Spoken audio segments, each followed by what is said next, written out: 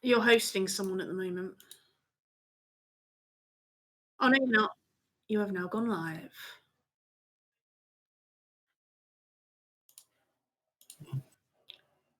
And host.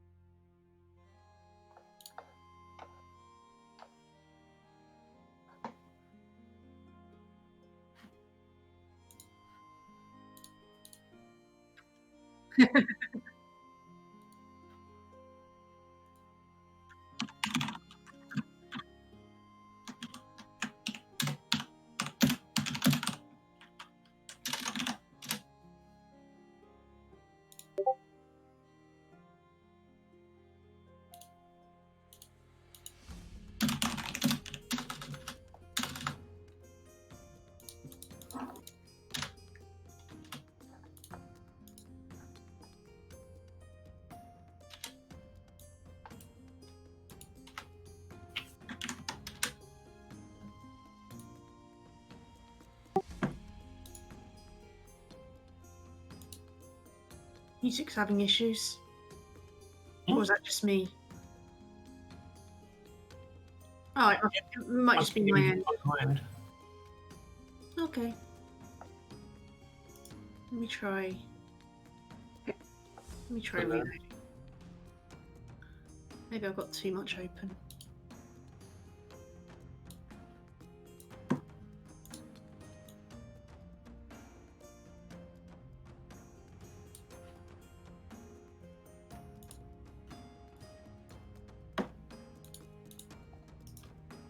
I was chuckling a bit, by the way, and we have bridge end. Makes sense in this world because there's a bridge, but isn't there a bridge end in Britain? Miles, isn't it? I do need to ask because my geography is terrible.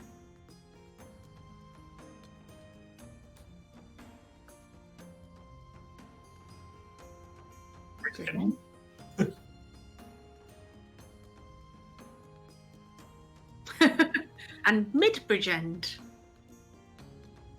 And there's some poor trader who has to take supplies from North Bridge End to South Bridge End every week.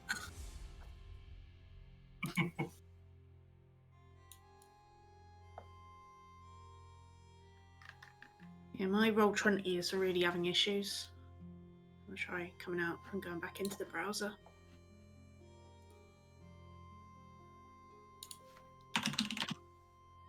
Issues! There must be no issues.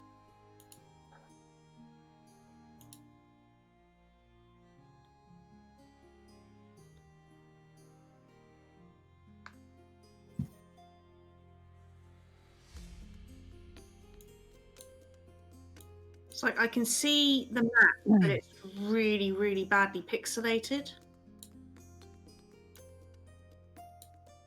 I wonder what that is.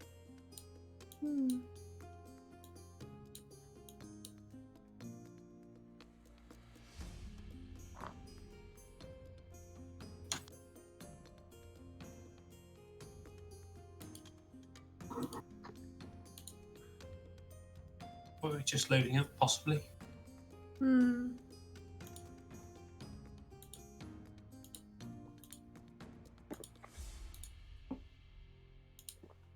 Oh, I think I see what's happening.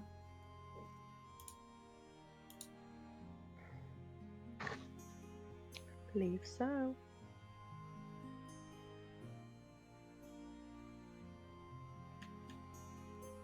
Yeah, I'm just having issues. As I said, my Roll20 is just having issues.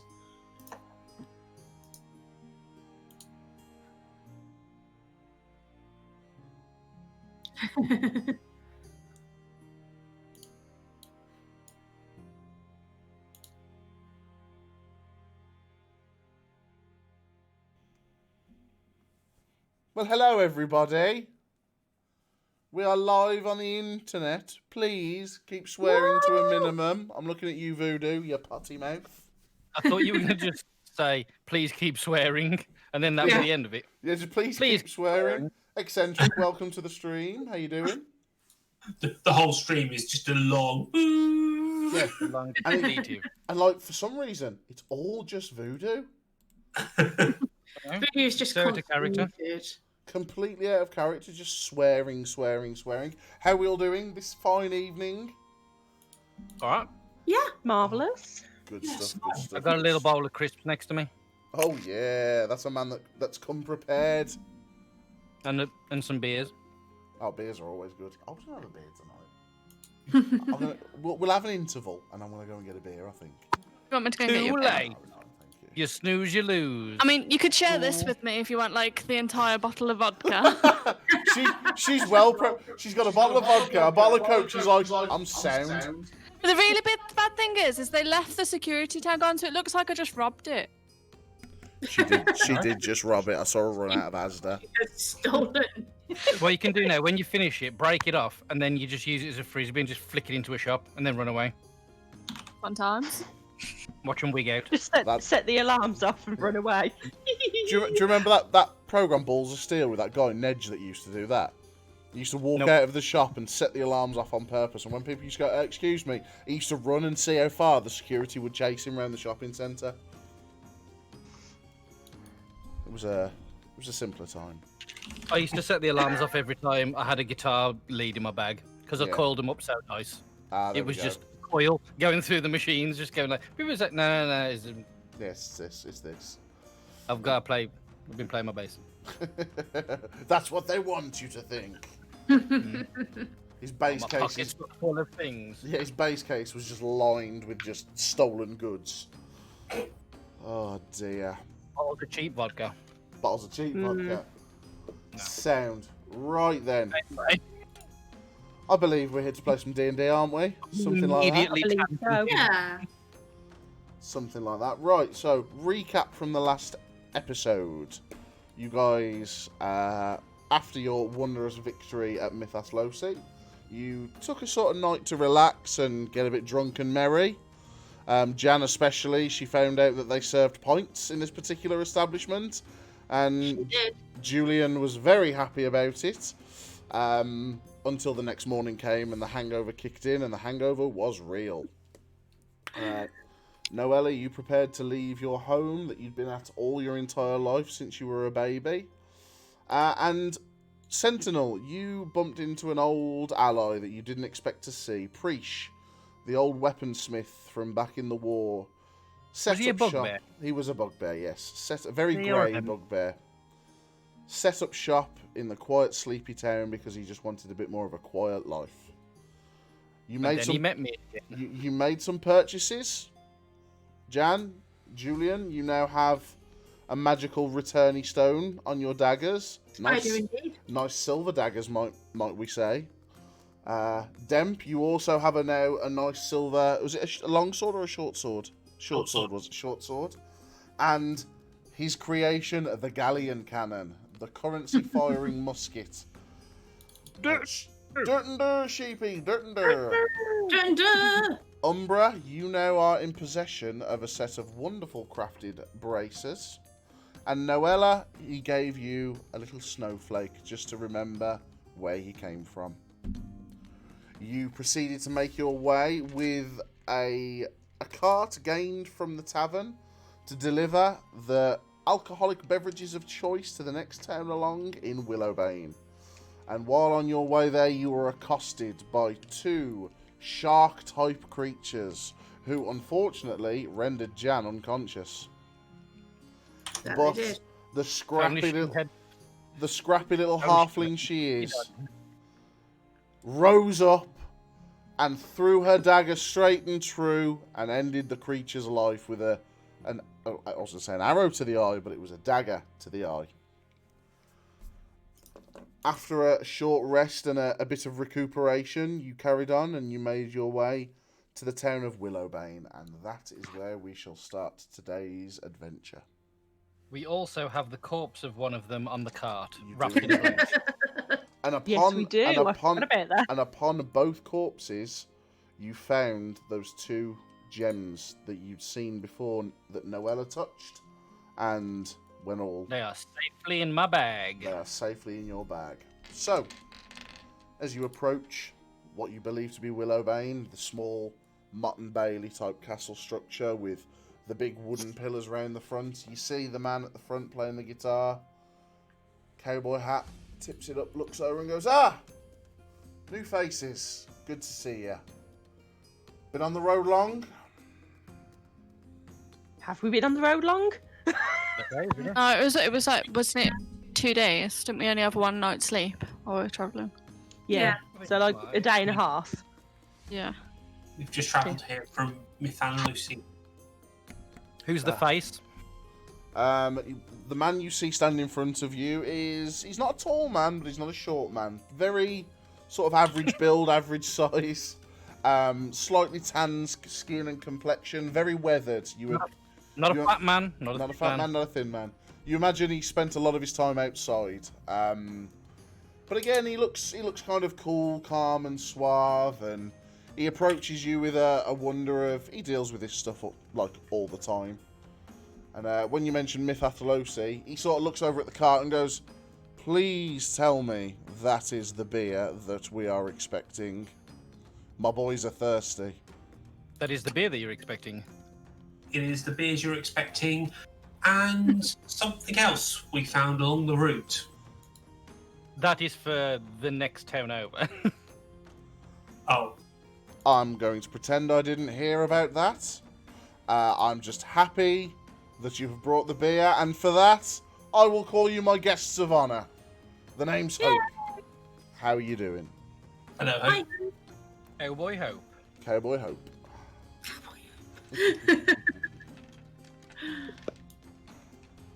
So he says, "Come along, let me show you where you need to take these." And he sort of starts walking you through the town.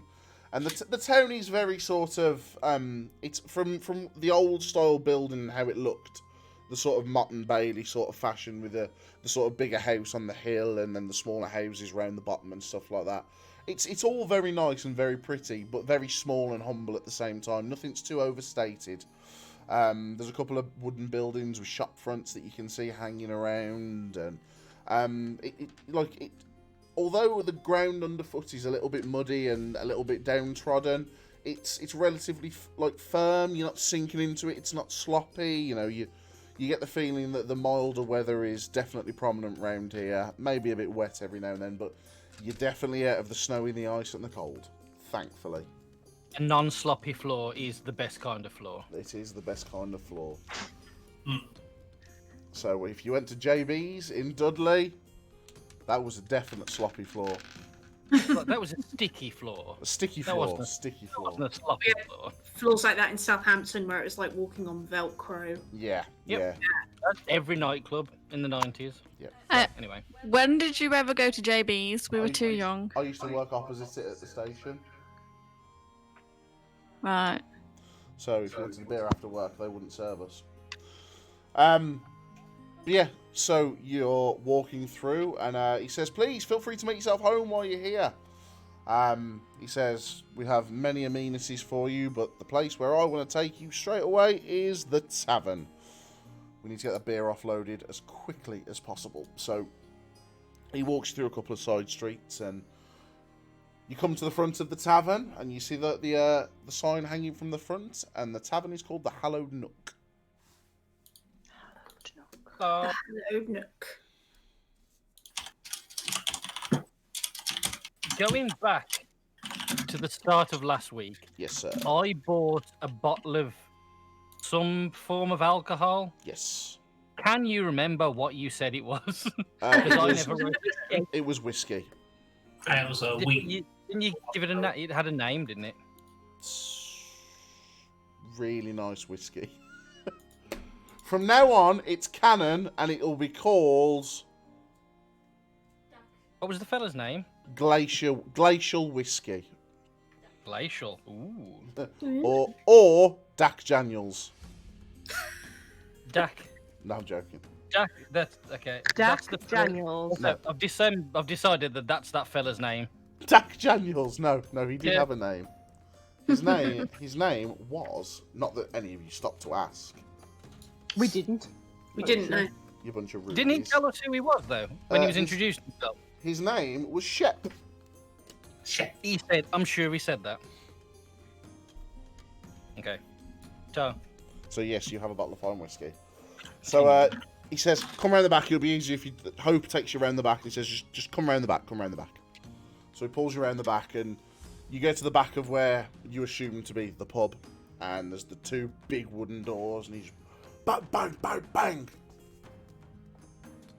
No answer. And he's like, this woman, honestly. Time. It's probably around midday. Probably around midday, because when you fought those things, it wasn't too early. So, whoa, roll 20's working. My roll 20 is working. So again, he bang, bang, bang, bang on the door. It's like, come on, Purdue. And then you hear, all right, keep your hair on. I've got an establishment to run here. And she flings open the doors.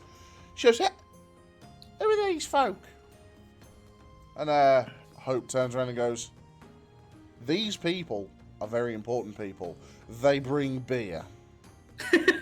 Delivery from Chef. She sort of looks at the barrels and goes, well, he took his sweet time. Bring him in. And you sort of like, she comes out and starts giving you a lift with the barrels. And as she lifts up the barrels, she notices like a sort of shark fin flop out. And she's like, no. Before she gets anywhere near there, right. Umbraa will say, we wrapped that up real well. Wrap it, but before anyone else gets near the cart, Umbraa will say, please do not touch that. That is for military eyes only. And point at Sentinel and go, this military man is taking evidence down to the guard. My insignia on my thing. She was like, all right, then get it off yourself then. Just roll the barrels through here. And she sort of opens a path, and you see her sort of like kicking scraps of cardboard and wood to the side to clear a way for you and stuff. And she sort of makes it so that you've got a path to get all the barrels and stuff in. How heavy are these barrels? These barrels are they're big barrels. Okay, because none of us are strong. No. So in that case, roll a group strength check. Oh. All of you roll a d20 and add your strength modifiers. If we all know that we're not strong, would we make some other arrangement to have these taken off? I mean... Because I don't want to drop one of these things. I rolled an 8. Well, no, I rolled a 9. My strength modifier is -1, for I am squishy. See, and my modifier is 0. Mine's a 9. You got a 9. 15. 15. 8. 8. 6. 6.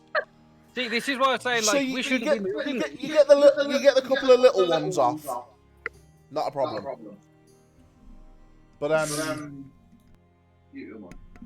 what happens is, as you go to lift the big ones, Hope sort of goes, no. We've got tools, and he sort of puts some planks on the bottom, knocks it on its side, and rolls it down gently, and goes, Wide move. So. Don't hurt yourself. Like, we've got a lot of people are counting on that liquor, and there would be hell to pay if you broke it. So he sort of wheels you in to the wheels all the barrels in, and he sort of comes back out to you and goes, well, first things first, I'm going to buy you all a drink to say thank you. Secondly, military man, did you say? And he looks to you, Sentinel. Yep. That's me. He sort of looks and goes, how long are you planning on staying around town? No longer than we need to. Was there something in particular you needed assistance with? Well, he says, I am sheriff of these parts. Sort of my job to make sure everything's in fine standing and look after the people. But lately, we've been having a couple of break-ins.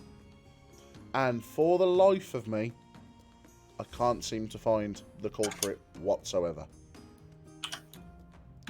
I was wondering, maybe, for a bit of coin, you'd be interested in helping us out. Turn to the group. Yeah?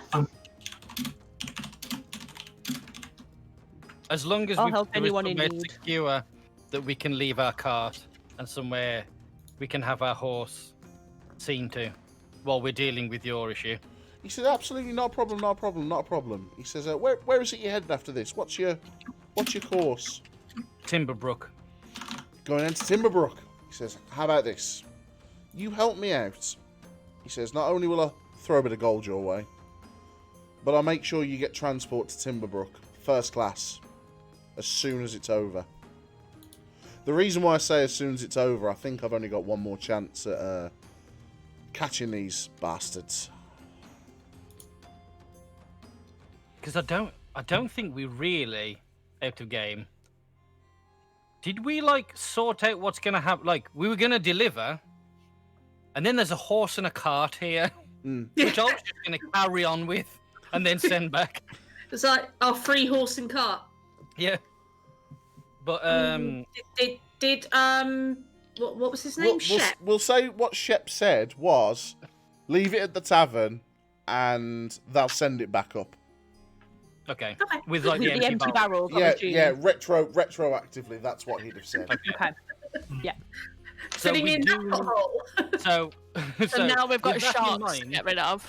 Yeah. With that in mind, we do need a lift from Willowbane to Timberbrook with And- our package. Yeah, and do you have an ice box that we can keep the package in the meantime? That'll be fine. He says, don't worry about that. He says, we'll stick it in the cellar with the rest of the beers. She won't mind. She's a grumpy old cow, but... And he sort of winks and goes, I've got my way with the ladies. And you imagine that he may be the sheriff, but he's a bit of a Jack the Lad, and, you know, he's a bit of a floozy, shall we say. With the generic old lady that runs the pub. Why not, if he's into that sort of thing? Best town ever. Okay. So what do you say? Can I count on you for help, or...? Yeah. Brilliant. I will help. 2 seconds. Purdue! She tries back out and goes, what is it now? He goes, this package. It's going to go in your cellar while these people are around. That's all right, and it's sweetheart. She sort of looks and goes, you know I can't say no to you. He goes, good girl. He says, do you want them to carry it in? She was like, I'm having nothing to do with anything military, and she just walks off. We'll between us. carry it in. Manhandle it. Between us. Just doesn't matter if you drop this one, do you know what I mean? Well, I can not can real cast bones invisibility on it so that if we do drop it, there's nothing in there. I think Julian's is going to it- is it- deliberately drop it. It's a like empty alley for the most part, isn't it? Yeah. It's just the back of the shops and stuff. No one's Yeah. gonna. And you've bundled it up quite well. It literally just looks like a bundle of things. There might be a little bit of blood starting to seep through the rags. Does it not look like an obvious body? I mean, Like a carpet roll. Yeah. But Yeah. like- It's yeah. Like, When the map. cartilage is lighter than bones anyway. Yeah. Would be. Exactly. Yeah.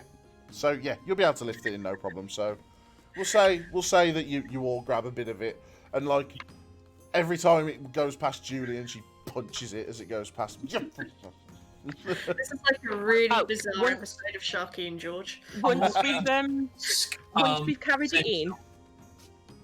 Oh, sorry. Once we've carried it in. No, sorry, Mura. Once we've carried it in, Umbraa will turn to Julyan and say, "You still look like you have a lot of blood on you. Here, let me help." And I'll cast Prestidigitation to clean any blood from Julian's clothes.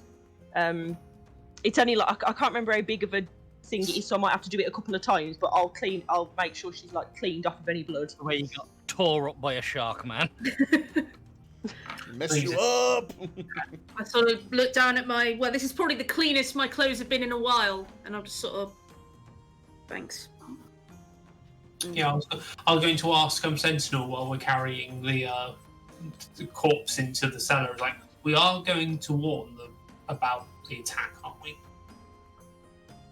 Who? This village? No. This needs to go through China Command. Yeah, that's. It needs to go to the top first. Okay. I'm just worried about these people getting attacked by them.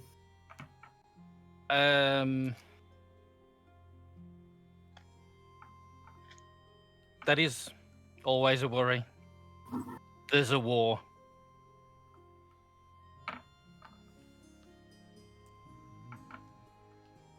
I mean, what he decides to do on his own is completely up to.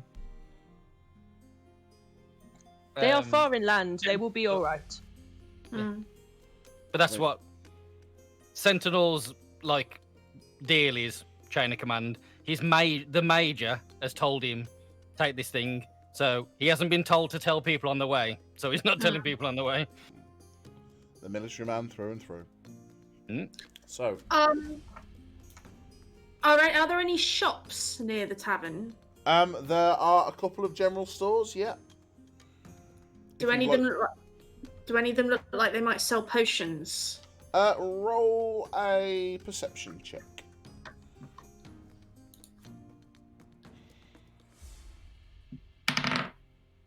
Ugh. It's not a good face. That's always the best. Yeah. That's 3. not a hopeful face. A 3. Yes. It's very busy in town, and it's a little bit hustly and bustly. And You find a lot of butts and crotches. Yeah, there's a lot of butts and crotches coming your way, but like you're looking and like you're getting real frustrated. And Hope eventually just, where are you going? What are you looking for? Healing potions. Ah, then where you'll need to go is, and he sort of points down to the road, and you see the sign for the just sort of a general goods sort of store, and he says, if anybody's got any of things like that, it'll be your boy Jacob. Thanks. Okay, I'm gonna head that way. Okie dokie. So is anybody else going with her, or? Might as well all stick Hello, together okay. now. Yeah. Hope sort of says, I tell you what, you go. Hope sort of says, you go and guys go and get what you need to get, and I'll get the beers ready for when you come back in. Thank you, sir. So you walk through and you go to it's only a small little shop. It's very sort of meek, but as you sort of open the door, it is full of like just stuff, bric-a-brac, everything.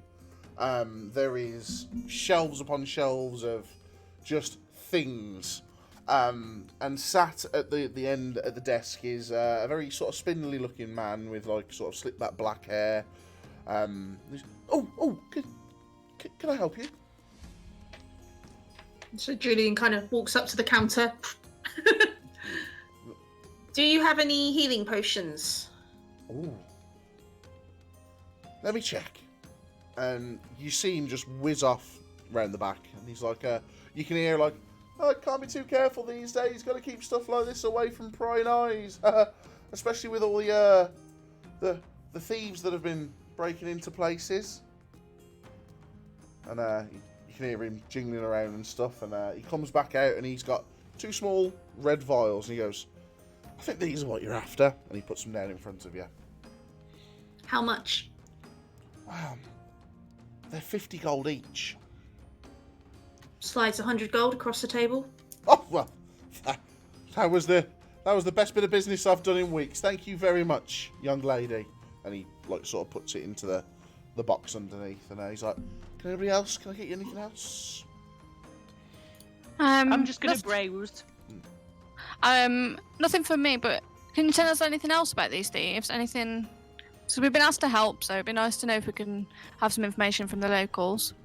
Oh, thank God he's got some help in. I know Hope's been absolutely just out of his mind. He's just look, basically we're a very small town, but we're well fortified. So there's 3 warehouses at the back that people often like paying a premium to store things inside.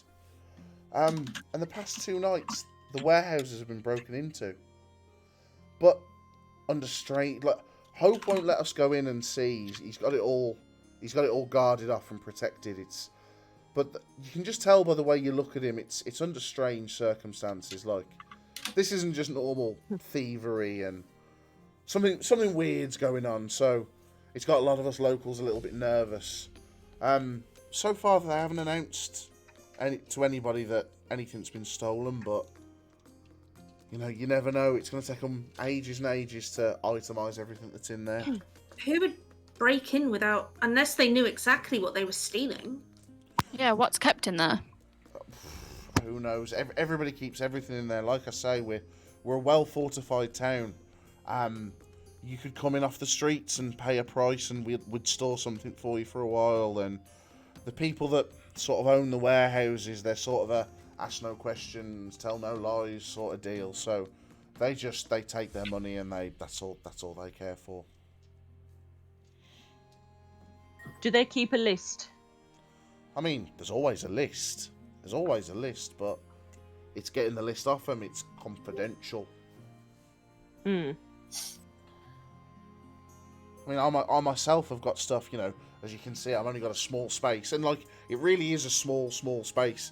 He says, like, I've got so much more stock that I keep, and I kept that in the first warehouse, but I think, luckily, nothing of mine got stolen. But they're handy to have around. While I'm looking around, do I notice as I walked into town, as I was walking around, did anyone give me any like funny looks or looks of like they've seen somebody like me before?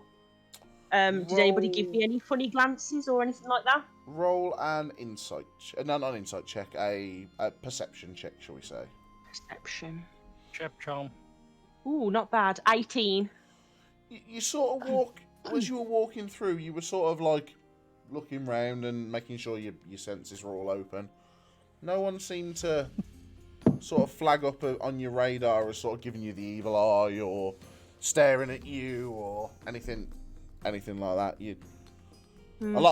A couple of people might have gone like, "Oh, there's a monk there," you know. We don't see any of them around here, but yeah. But apart from that, nothing too out of the ordinary. Okay. I'll keep browsing. Okay. Anybody else after anything in particular? Okay, thank you. I'll remember this store's here. Thank you. Always useful to know where the potion shops are. No problem. Any time you guys need anything, please. If I've got it, we can always arrange a price. And I mean, I wish you all the best in Julyan's at the counter. Please back at the counter. Do you have any other equipment, like bandages, stitches? I've got a medicine kit in the back. How much? That's pretty handy. Let me go and check my my book. And he's literally going to go and check his book. Mum of Miners, thank you for stopping by. Hi, Mama. Hi, Mama. One of us at some point needs to stealth into a potion shop just so we can go up to the till and go, "Got any poison?" Got any poison? And he's sort of thumbing through his book, and he goes, I can do you a healer's kit for say about 5 gold. Yeah. Hello. Always use that. So like Julyan dropping the cash, man. He sort of gets like a pouch out and lifts it open, and you see him put like a tub of like a salve or a cream in there, and some like bandages and stuff like that, needle and thread, puts all of the sorts of stuff in there, and puts the bag back up and sort of ties it up at the front and leather latch and sort of hands it over to you and goes, "Yeah, thank you very much. Thank you. Although I hope you don't need it, if you know what I mean." That's what I thought. Then she's just gonna walk Just away. gone real paranoid about getting hurt all of a sudden. You almost die once. Gradually, I don't think Julyan's realised that the healer's kit is for stabilising someone that's unconscious, and if she's got it on her, she can't use it because she's unconscious. And he was like, just use it. Well, So you can he's also conscious, in case he doesn't need it. You can stabilize someone else with it. Of course, what it's you can do No. is have it We'll on just- her, so we'll if she's just knocked copy out, that. someone else can run up and then use it. That's it. Right. Just- What have I- You've just been given a healer's kit. Oh, that's why I can't find it. I've typed healing instead of healers. Right, healer's kit. Add. There Thank you. So now you all know if you have any problem in battle and Jan goes down, remember what pocket she put the healer's kit in. Pickpocket the rogue. Yeah. The irony there is wonderful. The irony. Yeah. It's beautiful. It brings a Well, tear to Does your she have any just scraps of metal and wood and stuff like that? Just like if Well, I was at gonna the shop? the kind of materials if I wanted to get tools out and make something. He sort of has a look round and goes, I mean, Or are they all goods? it's if you want stuff like that, then I've got bits and bobs. And he sort of pulls up like rolls of bales of twine and cable and rope and stuff like that, and then he looks and there's a pot of glue that he pops, an adhesive that he pops up and stuff like that. And he's like, But no strips of metal and wire and things like that. he sort of has a look at back and he's like, he says, it's not really my thing, unfortunately. That's all good. So if that'll be all, I'll best be getting back to my books. Certainly, sir. Just thank you very much. Thank you very much, and please come again. And he's again back heading books and sort of writing things out and stuff. Can I hang back? Mhm. And when everybody's left the shop, Yes. go to the counter and sort of lean on it and say, excuse me, Yes. have you seen someone that looks like me go through recently? I mean, I saw you this morning, but that was a joke. It was not very funny. Roll to see if he wets himself. No. Give us an intimidation check. It was a 2. He manages to hold his bladder. It was not very funny. Puff. Yeah. But he sort of looks and goes, no, sorry, you're the first tabaxi I've seen in a long time. Okay, thank you for your time. No problem. And then I'll turn around. He sort of waits for you to get to the door and then goes and then carries on writing. I'll turn back and go, I am not that scary, it is alright. And then I'll shut the door. And you almost hear it, and he goes, that coming from a giant tiger woman's easy to say. Just out of curiosity, what is everyone's charisma? Because mine is poor. Who's the face of this group? I'm a +1. Not so me. I am -1. I'm 0. I'm +1. I'm +0. +2. Demp it is. Demp it is. Hey. Our new champion! You, sir, just got yourself promoted to starter of all conversations. DM, Yes. just quick note, not a tiger woman. Oh, Tiger Man, I do apologise. Tiger Man, I'm sorry. Umbraa is a boy. Whatever a Tiger Man can. I mean, unless he lifted your tail, he might not know. True. Very true. I have it on good authority. Obviously, an adult cat is a bit easier, but it is very hard to gender a kitten. It is very hard to gender a kitten. You're there well, it might be a boy, but let's find out in a couple of weeks. Brilliant. Let's wait until see if he starts humping things. Oh dear. Right, so I assume you all go back out into the town? Yeah. Yeah, I so propose we make our way to the tavern where gentlemen very kindly buy drinks for us. So again, you move your way weave your way around the crowd, and you see the hallowed nook sign in the distance. So you make you should shout it at me after the game, and I will shout it at my tech person. Voodoo, voodoo. Yeah, that's a good idea actually, because that'll save real estate then. He's just burying his face in his hands. No, that was me sorting out my hat. Oh, okay. So you make your way back to the tavern. More work for me. And I don't do this. as soon as you open the door to the tavern, you hear like raucous folk music. There's people playing lutes and mandolins and banjos and guitars and fiddles and Banjolins. It's banjolins. It's literally just a chorus of noise. That one guy that's famous on TikTok now is in the corner singing shanties, and it's an. I love this one. This is my favourite shanty. But yeah, it's the atmosphere in this pub is just like it's electric. It's amazing. Is it like they've been barren of beer and alcohol for months and they're celebrating? You and get everyone's just gone, guys, shut all the shop. We're finishing early. You Beer's get here. the feeling that this is the first time that their lips have tasted that sweet nectar of beer in a long time, and they are very much reveling it. And you see sort of Hope at the bar, sort of propped up, just tapping his toe, and really sort of getting into it. And he goes, guys, sort of waves over to you and. So they've just come out of national lockdown then, yeah? That's what we're doing. I didn't get the impression that we bought that much. They're going to burn through this in one night. Oh, dear. Tomorrow there will not be beer. Yeah. Yeah. It'll be worth it.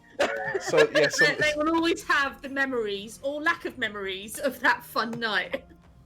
OG-San, thank you for stopping by. And VB does look a bit like a pirate, yes. Oh dear, but yeah, so he beckons you over and you all come over and he's like, as you can see, people are very happy that you are here today. He goes, drinks, everybody, what can I get for you? House ale, please. Beer, I'd imagine. Beer, whiskey, anything you like. It's on the house, right, Purdue? She goes, no. I've had no beer to sell in the past 6 months. No, they're paying for it, or you're paying for it. We brought it. 6 months. Congratulations. Now pay for it. I'll cover the cost. Whatever it is. Does that coin thing work here? Oh yeah, we got that coin thing. The beer token. Beer token. So I'm going to use my beer token. As you get it out your pocket, Hope goes, whoa, whoa, whoa, whoa. And like puts it back down and goes, where'd you get that? Sheb. What? Not Sheb. From Mythoslosi. Yeah. Well, bloody hell. He says he's not supposed to be giving those out. Follow me. We did him a fairly We did save the solid favour. town. Yeah, we saved the entire town. He says, follow me. Ooh, secret society. The greater good. So he walks you to like the corner of the bar and stuff like that, and there's a little door, and he opens it, and he said it's literally just a broom closet. There's a mop and there's a couple of buckets. Are we gonna fit in here? Like a sink and everything. He's like, Going to Narnia. and he opened the door and he goes, and he sort of shows you like, ma. I'll look at him and go, I am flattered, but I do not swing that He way. says, wait. Wait. He shuts the door and goes, give me one of them tokens. He says, quietly, don't let Purdue see. Give me one of them tokens. So he takes the token off you, and he sticks it on the door handle. And when he puts it on the door handle, the griffin on the coin flashes. And he puts it down and he goes, yeah, like, hey! Griffin penis!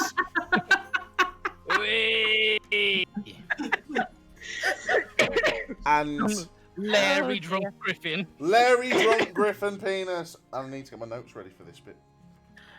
Yes, I have notes. I am prepared, and they are all pen and. Is it the notes that are titled Larry drunk Griffin penis? Larry drunk Griffin penis. And when he opens the door again, it's not a broom cupboard anymore. Is it a lavish? It's the inside of another tavern. And he says, everybody get in. Get in. Okay. I walk through. So, as you walk into what is like a hexagonal chamber. And there are people in there drinking away. There's fires burning. There is like bookshelves lining all the walls, like countless bookshelves. There's even like a potion station up the corner. And he says, I can't believe he just give you those. He says, but since we're here, welcome to the Lucky Griffin.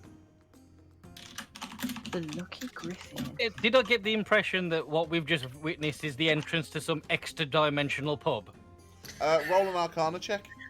It's the best type of pub. What was it called again? Say it. The Lucky Griffin. The Lucky That will Griffin. be a 14. You get the impression that you're not in Kansas anymore. I was going to ask because my character was that he's been sort of travelling around a bit and he's been going pub to pub. Yeah. Places to stay. Would he have heard? Has he heard the term mentioned? Roll a history check. History.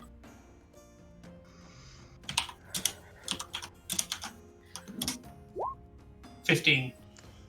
You'd have probably heard stories of people mentioning like this sort of this brilliant place, but no one can ever quite remember what town that they were where it was. People swear it was up in the north, but you know you get to the north and people say no, it's down south. But yeah, as you walk in, you see behind the bar this sort of short-looking guy, long black hair in a ponytail. Very tan, sort of almost Native American style skin. And he's sort of polishing a glass and goes, "Ah, new travellers, welcome, please. Come and introduce yourself." We walk up, I guess. Is there a section of the bar that's got like a step on it for shorter races? So like the bar comes across straight and the floor sort of like normal floor, and then there's a step-up floor. Well, there's a stool that she could just hop on, I suppose. Okay, hops on stool. Yeah. Because, where are we? where are you? Well, my dear, well, this is the Lucky Griffin. It's a safe place. A nice place for adventurers to come when they just need to grab something to eat, where they need to wet their whistle, or if they just need somewhere to lay their head. So we've had an inn in our pocket since we left Mythathlossy. I mean, if you've been carrying the coin around, my dear, then yes, that's exactly what you've had in your pocket. Would it work on any door? Or just tavern doors? That's what I was wondering. Any doorway can become a doorway to the Lucky Griffin. I've just got this image of us out running an army, and we're just like, quick, a door!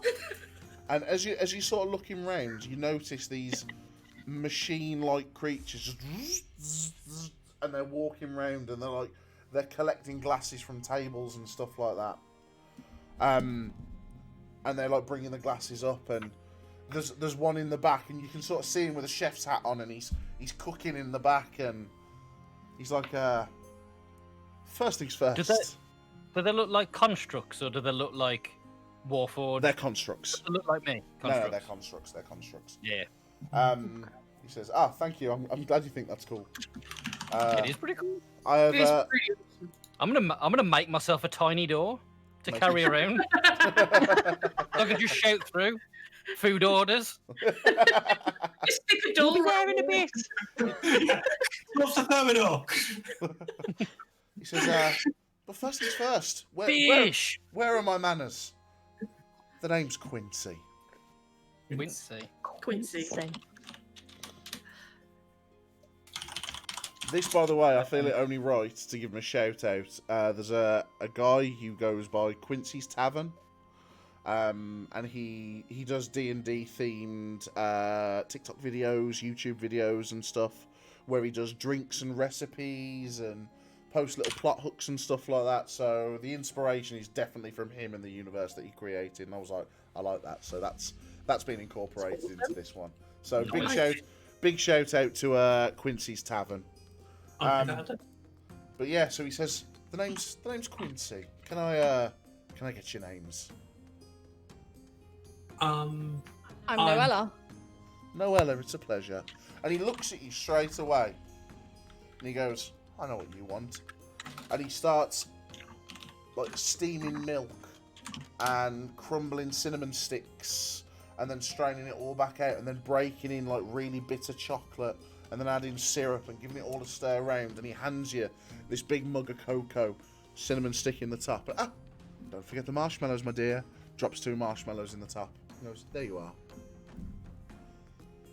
He says, Perfect. Thank you. He says, you little one. What's the name? You condescending. Julyan. Julyan. And he turns round and A pint. You see him get a pint glass. It's a half glass, and then he looks back round, puts that back, and gets the pint glass back out. And you see him crush a load of fresh fruit up and stuff like that, and pour the juices into the bottom of the glass, and then he gets a white spirit bottle out and pours all that in, and like sort of mixes it all together with a fresh slice of apple on the side. And as he puts it down in front of you, he goes, "But watch this." And he gets a stick and stirs the stick, and as it spins round, the mixture sort of amalgamates, and you see like glitter and shining like as it spins round in the glass. I love that. Basically, like old Amorite paint when you used to shake it and it used to make the silver trails. It's like that, but with all different oranges and greens and stuff. He was like, "Try that. I think that's right up your street." Sugar Rush in 10. Let's just all take a second to remember that this is a person that got trolleyed on pints of beer, and she's just had a pint of cocktail given to her. Goodbye, cruel world. Noella, you may need to make some more of that tea in the morning. Get it ready now. I've had a long day. And he says, I've almost died once. he looks over and he goes, "And you, my red-skinned handsome friend, what's your name?" Ooh. Redemption. Everyone calls me Demp. And as I introduce myself, I'm going to insight check him. Okay, roll an insight check. And he sort of looks at you and goes, "Curious." And he turns back round and he goes, "This is an easy one." And he goes to a barrel on the side and gets a big silver flagon, pours it out, and this deep ruby porter pours from the barrel. And just as the head comes to the top, he goes, grates a little bit of nutmeg and goes, "Trust me, it makes the difference," and plonks the beer down in front of you. And I shall grab the beer. As I'm grabbing the beer, that was a 21. A 21. Nice. This guy, do you know what? I'm going to message it, yeah. Yeah. Ooh. D&D whispers. Something magical is happening. First whisper of the campaign. I am going to message it you because that's a high roll. That deserves its own sort of. Do you know what? Yeah. Why am I doing it here when I've got my phone right? Why am I messing around with all my settings that I've got fine-tuned when I've got the internet here? I feel horrible saying it because he sounds like a lovely character, and I love the setting. It's just my character is used to people being part of sinister cults who start by drawing you in. So his mind's going, "Who are you?" The thing is, like, this is a secret room. This is a secret bar that you get to only if you're allowed in. It's like this seems like a beer cult. Beer cult. I've been to such places many times before. They've all been demon cults. What are you? The greater beer. The greater beer. Now they're fine. They can stay. Greater beer can stay. But demon cults, we don't like. The thing is, beer is fine. Sen doesn't need to eat or drink, so I'm curious what he's gonna decide is perfect for me. Because whenever he's had like beers and drinks, it's just to be polite. There you are, Mura. Like you've never seen him eat. You're getting engine oil. Yeah. Engine oil. And he looks. Whispering it in your ear at the bar. I've been in bars where you've had to do that. It's just so noisy that you just got to text the person you're trying to talk to. Exactly. That's basically what I've done. You lot are all too dodgy. This is mine and Mura's thing. So he looks over at you, Umbraa, and he says, "Can I get your name?" The name's Umbraa. I know what I'm getting for you. And he turns back round, and again the hot water comes out the flagon, and you see him with like cardamom and spices and turmeric, and he makes it into like a tea crusher, and like puts it into the bottom and stirs around the tea, and you can smell these sort of exotic spices as the hot water hits them, and the aromats are just like filling your nose, and you can close your eyes and you almost feel like you're somewhere hot and somewhere exotic. And he sort of smells it. He says, "That's almost perfect." And he slides it over to you and pulls it away. No. Okay. And then he gets a little drop in the bottom. He gets a little dropper, puts it in, and as he puts it in, it starts bubbling and bubbling, and almost like dry ice comes out. And he says, "I do like the theatrics." And then he puts it down on the bar in front of you. It's like the most infuriating pub, where you just want to get served. I'm gonna sniff it and see if there's anything alcoholic in it. Roll a sniff check. Perception, is it? I guess. Yeah. Good job. Yeah. Roll a perception check. Roll a nose check. Yeah. Roll a nose check. 13. 13. Doesn't smell like anything's alcoholic in there. Okay. And he looks over at you, Sentinel, and goes, "Military man. Many of you have come here." I can imagine. And he says, "I'm not gonna." He looks at you and goes, "I'm not gonna patronise you with any sort of folly and show." He says, "But please help yourself to any of my wares, the books, the workspaces. The Lucky Griffin is my home, but it is your home too." And then he looks over at Hope and goes, "Bottle of stout, yeah?" And Hope just goes, "Yep." He just throws him a bottle from under the counter. And goes, Have we actually paid for these drinks? "No, you haven't paid a thing." Nice. What? We'll come back here. Ruby ale. And I'm gonna get out my coin pouch and start. I don't know, as if I'm going to pay. And he sort of looks over at you and goes, "No, dearie, that's not how it works at the Griffin. For as long as you're here, this is a safe space. You pay when you leave. But right now, don't worry about it and just enjoy your time." Yeah, I was worried about that. More than mine. Is it like, damn? Yeah. Hey, it was your battery. Do a dance, cat boy. And anywhere that you can get into for free, but you have to pay to leave, seems. Wait, what happens if you run up too much of a tab? Yeah. Oh. I'm gonna have a look. He gestured to workspaces. Yes. I'm gonna have a look at what they are. Okay, roll an investigation check. Yeah. 17. You walk over to this workstation, and it's got all your normal sort of, like, there's a little tool rack and stuff at the back. There's a couple of G-clamps and stuff on the tables, and there's like a set of drawers and stuff like that. And on there it says, "If I can dream it, I can achieve it." Is there a little? Oh no, is the room full of inspirational cat posters? No. No. Definitely very much sounded like. Okay. I'm going to stand at the workbench and I'm going to imagine as hard as I can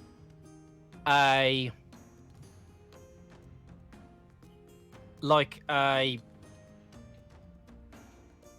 setting for a gem. Yeah. Like the size of my fist, sort of like filigree silver. Mm. I'm just going to stand there and I'm going to think about it. And as you're stood there thinking of it, you hear a boom in the drawer. I open the drawer. as you open the drawer, you notice inside there is more specialist tools. There's a crucible in there that's burning, ready to accept a molten metal of your choosing. There are forging tools that you can take out and place on the work surface. And it's basically giving you the tools that you would need for this job that you want, while not giving you the things that you need to make it. The tools that you need are there. This place is dope. That's gonna be useful. I'm gonna shut the drawer again. Yeah, and then you shut it, and you sort of open it again. Drawer's empty. Nice. You said there was an alchemy station or something. There is also an alchemy station. Okie doke. I don't think I can really do anything with that. But as you're looking around, what's everybody's passive perception? 15. 16? 15. 11. I am blind. 17. So, I'm drunk. Dent, what's yours? 16. 16. So everybody except for Julyan would notice that on each of the tables there are decks of cards, there are board games, there's dice, there's all sorts of things that, like, anything that you'd want. There's dominoes, there's a chessboard set out in all these tables. And as you're stood at the bar and you sort of look back out to if you're looking out back towards the door that you came in, to your left there's sort of a staging area where there's instruments of all types stacked up, just ready for you to play. And the tables are all set up in like circles dotted around. And as you stood there, Quincy goes, "Now, we do have a few house rules." He says, "This is a place of peace, a place to come to lay your head, and a place where everybody can feel welcome. We do not accept violence of any description, and anything that can be construed as fighting, violence, or even aggression, it will be dealt with severely. But now, let me not put a damper on your mood. Please take a seat and enjoy your drinks."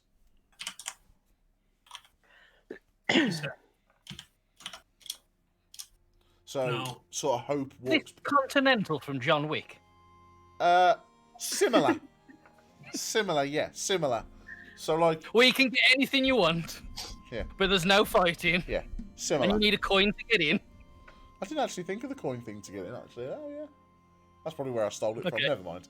But, Subconscious Inspiration from all places. yeah, Hope sort of brings you to one of your chairs and sort of, like, kicks open the chair and sits down and starts drinking a beer and goes, "I haven't been here in years." And he starts drinking away and he was like, So he hasn't got one of these coins then. "No. He says, I haven't been here in years." He says, "I was a young lad before I came here." He says, and he remembered my drink from all those years ago. He says, "Magic, that Quincy." And he starts swinging the drink. He was like, "So, we're here to talk about the thefts that have been going on. Are you interested in helping?" Yeah. Always. Yeah. He Yes. says, "Fantastic." He says, "So, let me give you the sort of lowdown of what's been going on." He says, "There's 3 big warehouses to the back of town." He says, "It's literally pushed up to the back of a mountain. No one can get over the mountain. It's an absolute death trap." He says, "So the only way in is through the town." He says, "The town, as you've seen, massively fortified. You'd need an army to break down these gates and get in." He said, "So they've not come in through the front door." He said, "What I'm worried." So it's an inside. He says, "What I'm worried is it's someone in the town that's trying it." He says, "But," he says, "that's not all. It's they're looking for something." He says, "Because the first 2 warehouses have been done. They've been turned over top to bottom." He says, "And nothing's been taken. Everything's been rooting through as if they're looking for something, but nothing has been taken." He says, "But it's a bit worse than that. There were sigils left on the door and signs on the floor, and they basically took a chicken and slit its throat and decided to use it as a paintbrush on the walls. It's a real sort of nasty scene. I'd happily go and take you to see it if you're interested. DM, do I recognise this as any Thieves Guild MO? Roll a history check.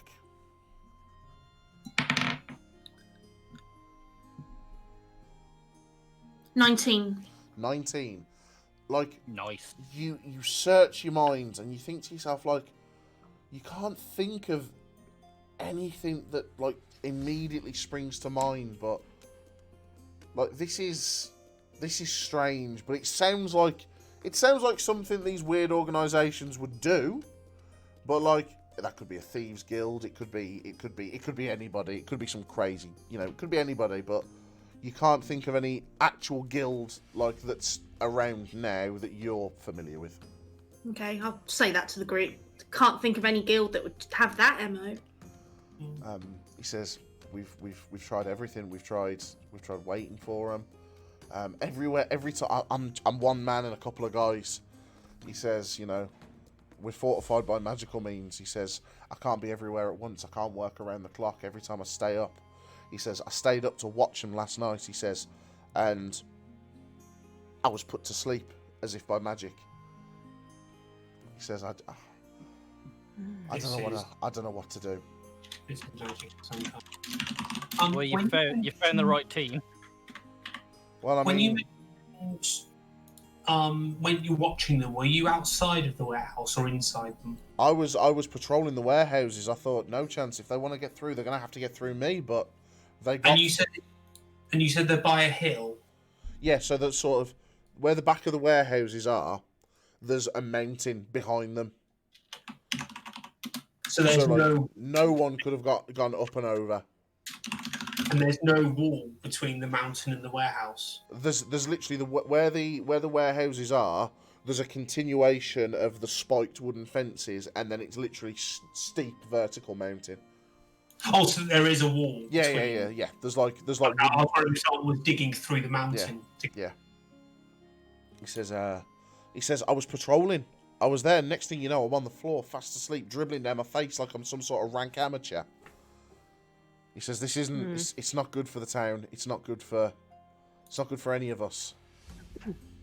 Could you take us to see the warehouses? Of course, not a problem. If you just got to finish your drinks, and you sort of all sip your drinks up and stuff, and you look round, and he says, Quincy, always a pleasure, my friend.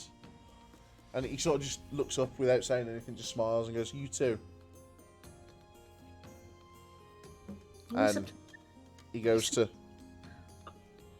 Junior's going to kind of just whisper to Umbraa, he said he hasn't been here in years.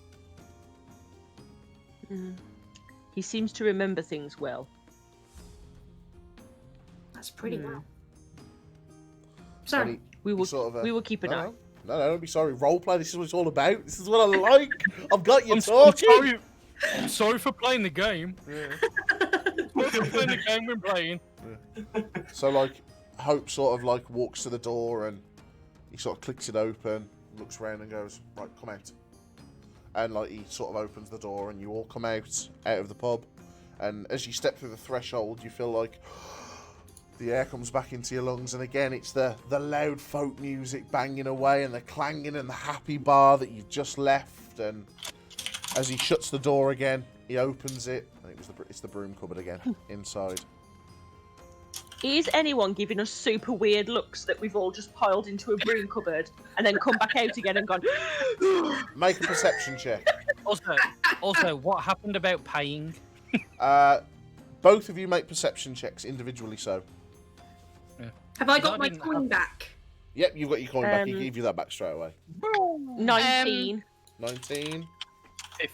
15. Noella, you were going to say something? Yeah, I was just going to say, as we were leaving, can I insight check their relationship? Yeah, roll an insight check. Do you want to turn your mic on, Tabs? Amy, what was your question again? I'm a professional. So professional. I wanted to know if anyone saw us come out of the broom closet Right, okay. You're looking round, and you're like, you see some bloke, and he's stopped, and he's looking as all these people are coming out, and he's got, like, he's dribbling out the top of his flag, and he's like, and he sees you all come out and shut the door, and he looks at the beer, and he's like, and he just swigs it back and carries on drinking and partying and stuff, so you're relatively And you haven't fine. drunk for like 6 months, and then you're getting yourself like hammered. Yeah. You said you wanted to do an insight check on the relationship between Hope and Quincy. Yeah, I got a 19. You got a 19. You completely believe that it was a one-time thing from Hope, but you get the vibe off Quincy that Quincy doesn't forget. Voodoo, what did you want again? I just said because he'd mentioned about you'd pay as you leave. I just wanted to know because we didn't give him any money. You sort of fill your pockets and you look at your coinage and what you've got, and you notice whatever you've bought in the bar, it's been taken. So, like, Noella, is what I can hear. All right, okay. So you've noticed that you've still got all your money, but Noella, you pull your coins out and you're missing like 4 copper pieces. Demp, you're missing 6 copper pieces. Julyan, you're missing 8 copper pieces. And Umbraa, you're missing 4 copper pieces. I think Julian's probably got enough copper pieces. Your jingle jangle pockets with your 900 copper pieces. Because she's had it all, she's had it all converted. I don't do maths, so I had to convert in advance. So you've you sort of work out that when you leave, the money's already sort of taken away. But there's no way to know how much money you've spent before you walk out. Did you ask him? I mean, yes. And he said, no, we sorted that out after. No. Did you ask him how much money you'd spent? I suppose. You just asked him. walked out. Yeah. If Tiger Boy Jansen's a jiggy, can he get his copper pieces back? I'll ask. It's 10 copper pieces is 10 copper pieces makes a silver and 10 silvers make a gold. Yeah. See, this is why I sorted it all in advance. 10 copper. 10. So, Hope sort of takes you out the pub, and he goes, it's about a half an hour walk to the warehouses, and you're walking round, and again you're looking round, and people are sort of looking over at like, oh, he's got some help in, and like you can hear the chatter and stuff, and you eventually come up this path to sort of like a clearing with a big sort of marble archway across the top. And stood in front of the marble archway are 2 guards. And they sort of stand to attention when they see him come. And he's like, yeah. They're with me, they can come through. And they sort of stand to one side and let you all through. And as you stand there, you see like an open sort of courtyard with 3 massive, almost like aeroplane hangar-sized buildings in front of you. He says, that one on the left and the one in the middle, they were the ones that got done over last night. He says, which one do you want to look at first? No, sorry, that one got done over first, the one on the left, and the one in the middle got done over the night before. The night just gone. Can I have been walking at the back of the group and have been watching the locals as we were walking through the town and seeing if anybody looked shifty or wondered where we were going? Yeah, roll a perception check.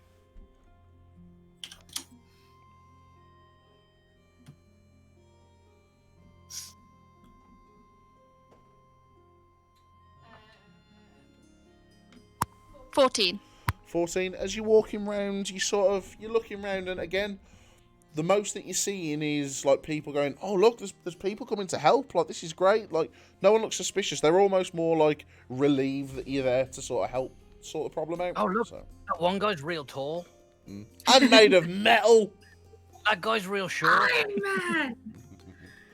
Oh my god, they got Tony Stark. Not this time. Can I see any of the markings that were made? So he walks up. He walks you up to the door and he says, "Look," and he shows you the lock. He says, "The lock's fine." He says, "This is the same lock." He says, "Albeit we've put another 4 on." He says, but this was the lock that was on there. He says there's nothing inside that's been tampered with that we can see, so we don't know what to expect. So he sort of gets like a big ring of keys and starts unlocking. Can I inspect the lock before he opens it? Yeah, roll an investigation check. Has it been expertly picked and replaced? 23. 23. Okay. Nice. Investigation's one of the few things I'm actually good at. You look. Other than like punching. Damn, says DM. You look at this. You look at the lock. You stand there and look at it.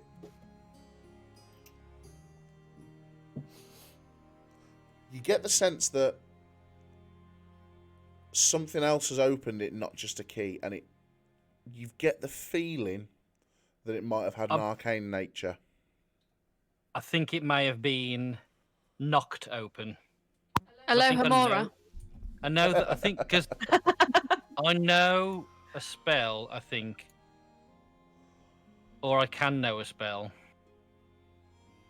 that opens locks. There is a spell that exists. No, it's just whether I know it. Because if I know it, then I might know it.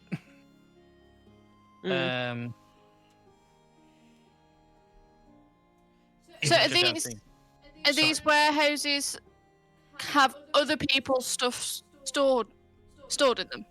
So like big yellow box. Basically, yeah, like storage facilities that you'd have like big yellow box and stuff like that. But they have a lot of they have a lot of like the townspeople stuff in there as well. So.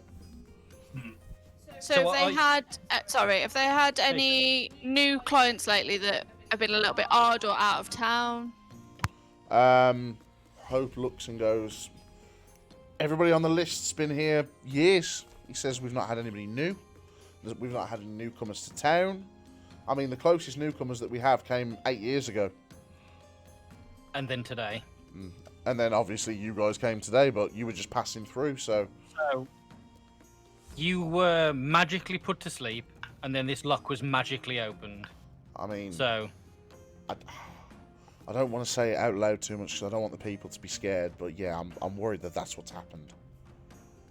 He says, I'm good with a sword, he says, but I can't fight magic. Well... You mentioned some sort of blood ritual had been done on the walls, and... He sort of looks at you and goes, oh, wait till you see it. And he sort of finishes opening the other locks. And now this is Demp Jam. Yeah, and then sort of like pulls open the doors, and straight away you can smell like just dead. Looks like a leper from Doom. Literally, it's not that bad, but like you can see on the floor there's been like some sort of circle like in on the floor, and it's like been in blood. And then up the walls, there's just other sigils, like strange sort of sigils. What languages does everybody speak? Not many. Common and Gnomish. I speak Common and Infernal. Okay.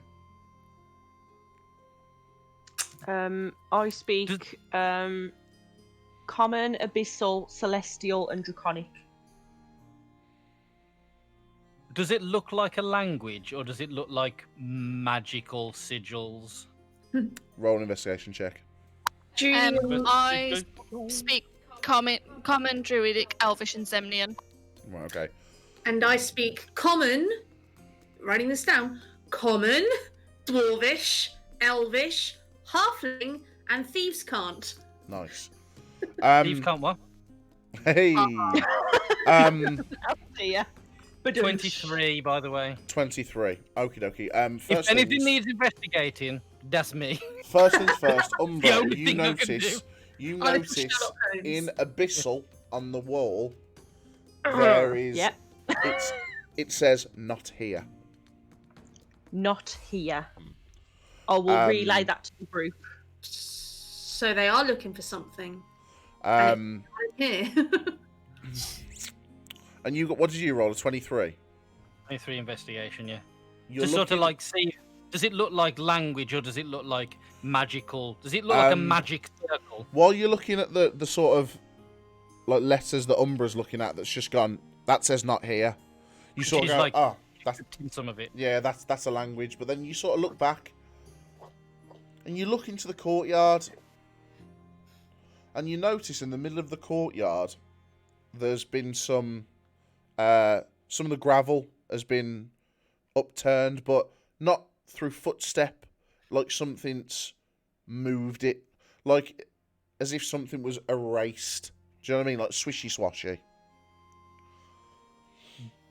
I'll go and get down on a knee, and I'll have a look at whether I can see whether it's been something cleaned off or whether it's paint or.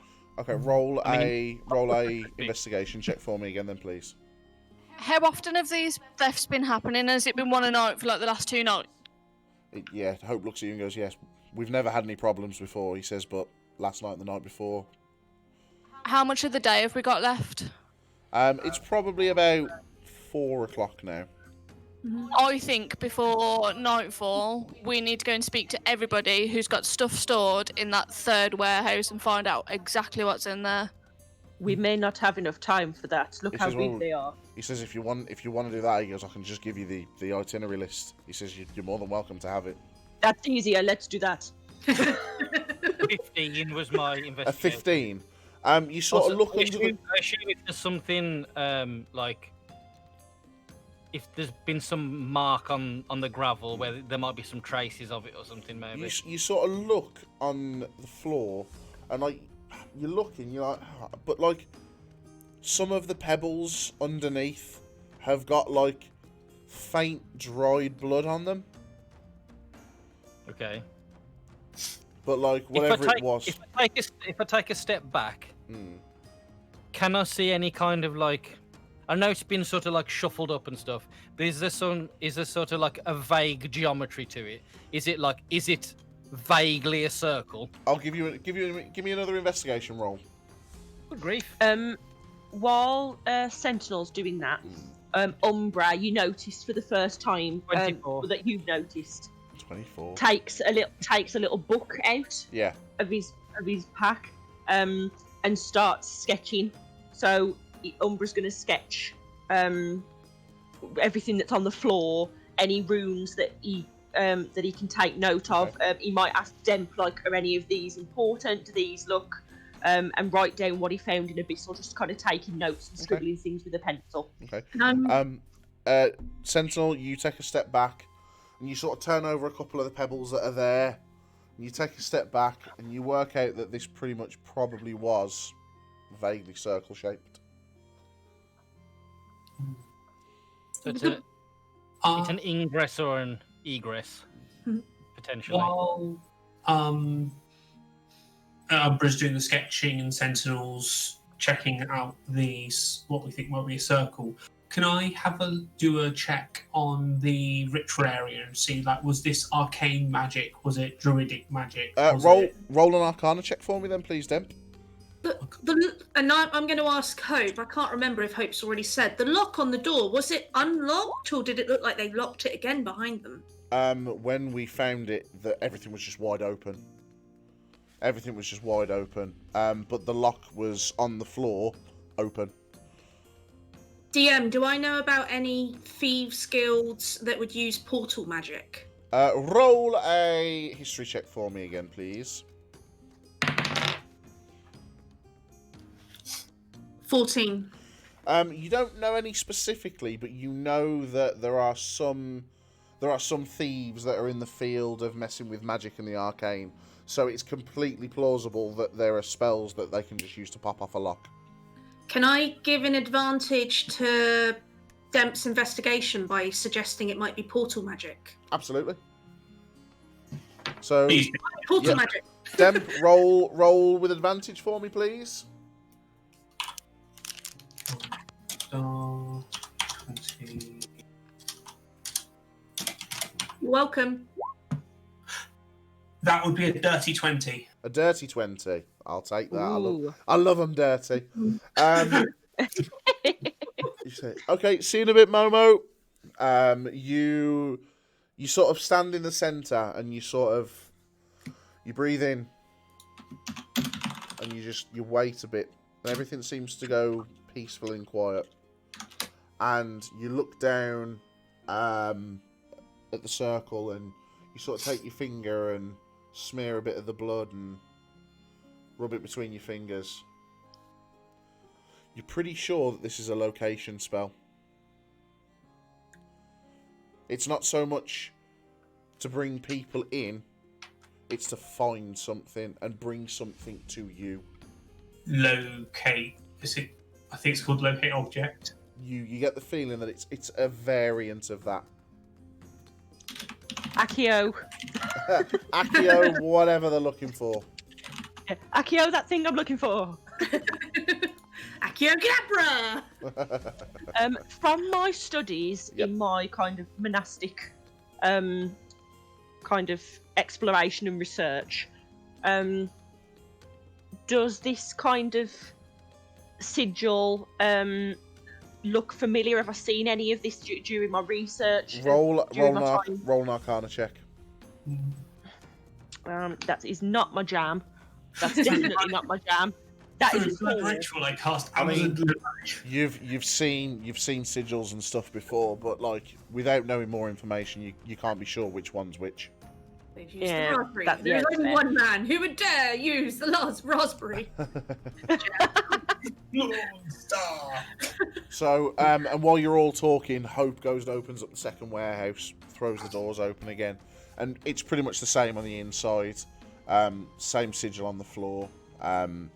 Like bits of what used to be chicken or rats just everywhere that you use. That's what they've done the whole finger painting thing with. Yeah. Is there any more abyssal writing?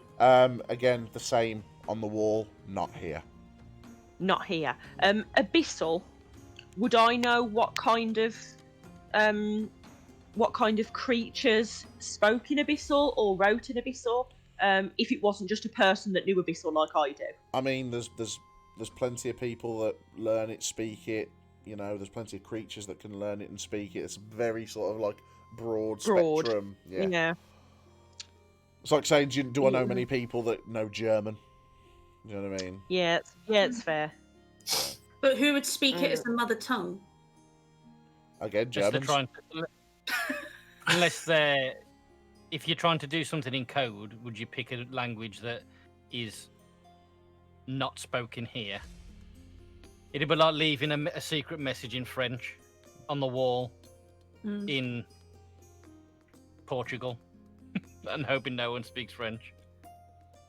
Yeah, because Umbraa would know from his background. Umbraa would know from his background that demons speak abyssal. Yes? Yes. So, I will just say to the group,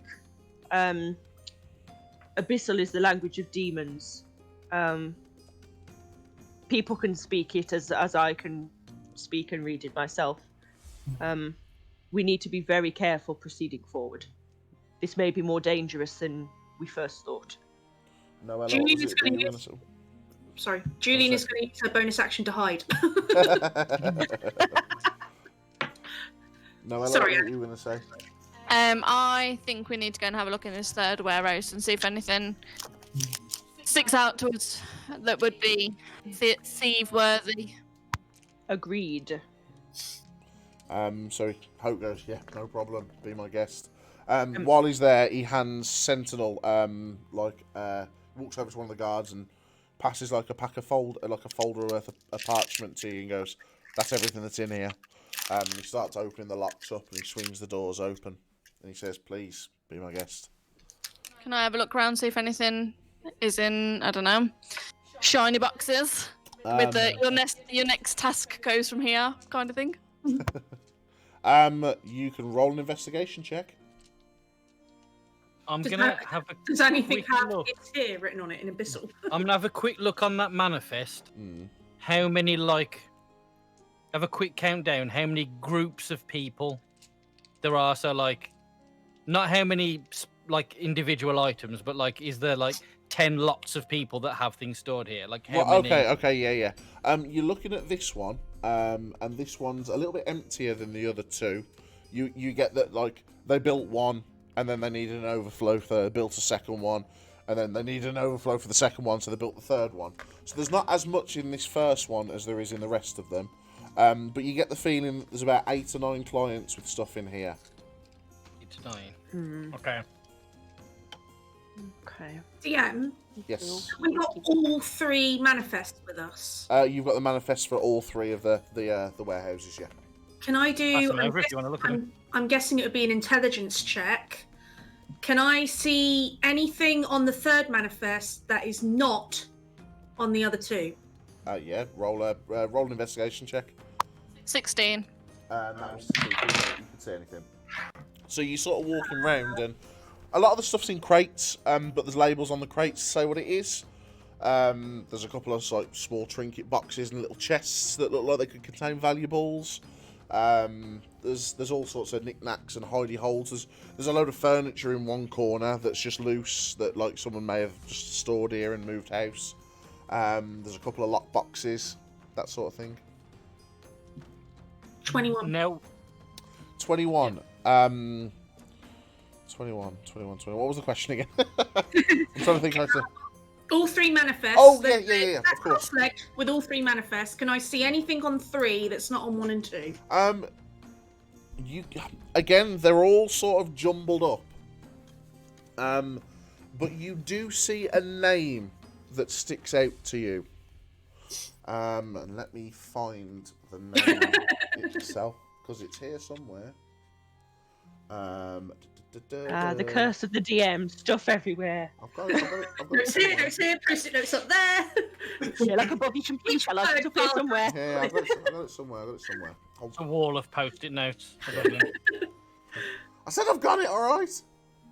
Where is it? It's alright, DM, take your time. The question is, has he got NPCs ready in the Griffin for when we run into the Griffin to ask for help with the next battle?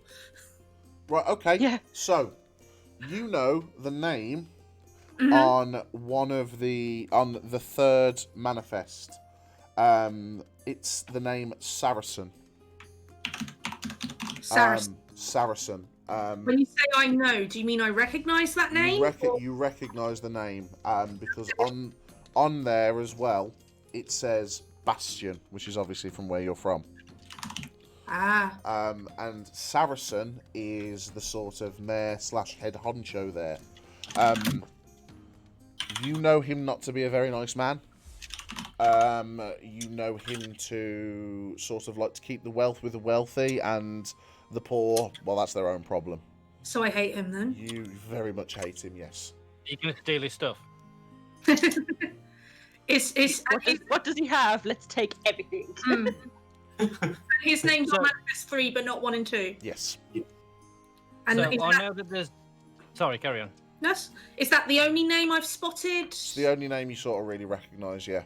Okay. And it's unusual for it to be, you think, because you think like a town mayor and stuff like that. Surely he'd have, you know, other ways of dealing with his stuff. Julyan does the GIF hand gesture. If his things are already stolen, then they can't be stolen. Yes. So I'm going to kind of stand up to my full height of 4 foot something, and I'm going to say, guys? Yes? Yes? That name, Saracen. He's only got stuff in this warehouse. He's like practically the mayor of Bastion. Why is a Bastion mayor storing stuff in a warehouse in the sticks? That does seem odd. What is he storing here? Willowbane. Oh, geez, yeah, it is. I've just looked at the map. Do we want to have What is he storing here? You look at the manifest, and you shout through to Noella, who's already sort of rummaging around people's things, trying to see what's there. You sort of tell Noella, it's sort of like on the left-hand side of the warehouse towards the back. On the left-hand side of the warehouse towards the back. You'll find a black chest. Black chest. I'll head over to help her in case something springs out at her. While they're having a look at that, I just want to have a quick look. I know there's 8 or 9 people's worth of stuff here. Yeah. Is there 8 or 9 sort of piles, like specific separate piles of stuff? Yes. So everything that's sort of there, you've noticed has got like a label. So like, and they're sort of grouped together. Everything's so it's not everything's not just scattered everywhere. It's like this is someone's stuff, this is someone's stuff, this is someone's stuff, and like their own shelf type of thing. And as you walk, you sort of walk down the aisles, there's like a plinth with a piece of parchment on that says this is. But the amount of groups correspond with the amount of customers on the manifest. Yes. Okay. Yeah. So someone hasn't got something hidden away in some secret compartment. Noella, you do indeed, with your ridiculous roll from last time, find this black chest, and it's not a big chest. It's sort of like that big, that tall. It's heavy, like real heavy. It's made of like an onyx, so like jet black. Yeah, it's jet like. Well, no, sorry, not actual onyx, but like an onyx. Well, yeah, stone. Not the gem onyx, but black as onyx, with sort of iron strapping around the top. A massive. It's a stone chest. Yes. Okay. Has it got a lock on it? A very, very, very, very, very, very hefty lock. And it's all gilded and stuff. I mean, 2 of us can pick locks. Yeah, I think I would know the rogue can pick locks more than anything, so I will take this over to Julyan and ask if she can try to unlock it. I will assist you. But I will check to whether I feel whether it's got a magical essence or not first. Thank you. So you're going to cast Detect Magic? You don't have that? I mean, roll an Arcana check. A roll for magic vibes. 18. I mean, you don't know for sure, but something this big, something this fancy, very much could be magical. Okay.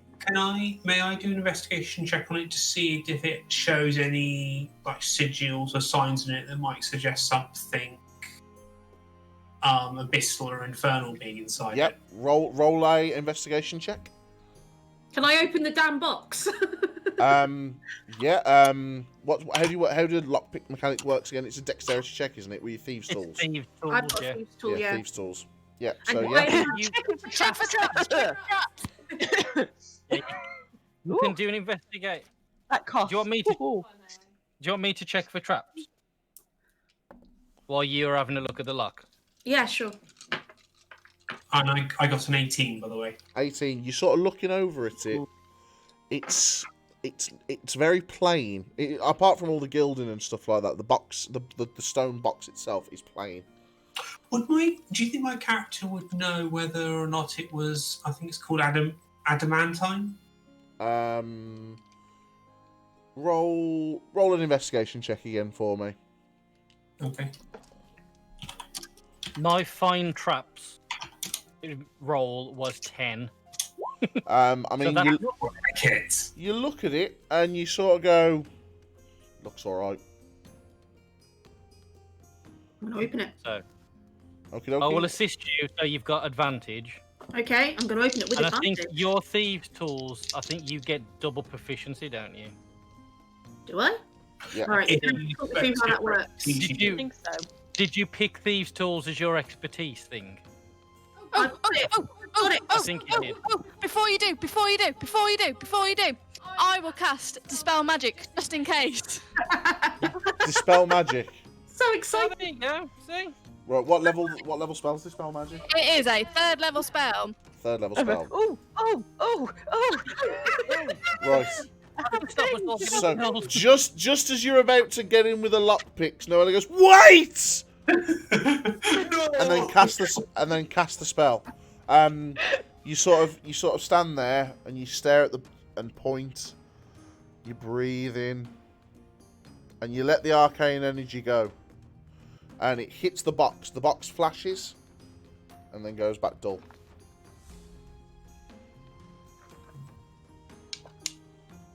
Go for it. Okay, So I've got Thieves' Tool as a skill that I can roll against. I can roll Thieves' Tools. So is that what I'm doing? Yeah. Yeah. So yeah, your Thieves' Tools is +9. With advantage. With advantage because I'm helping. I don't think Aurora's ever rolled with advantage for that. If someone's helping, you do. Because I was helping. But the other person has to be proficient in Thieves' Tools as well. Yeah. I missed that bit. 22. 22. Would you roll a dexterity saving throw for me, please, Julyan? Oh, shit. How do I do that? Roll 20? Yeah, roll a 20, and then you've got a dexterity saving throw check. Your dex save is +6. 13. 13. You take...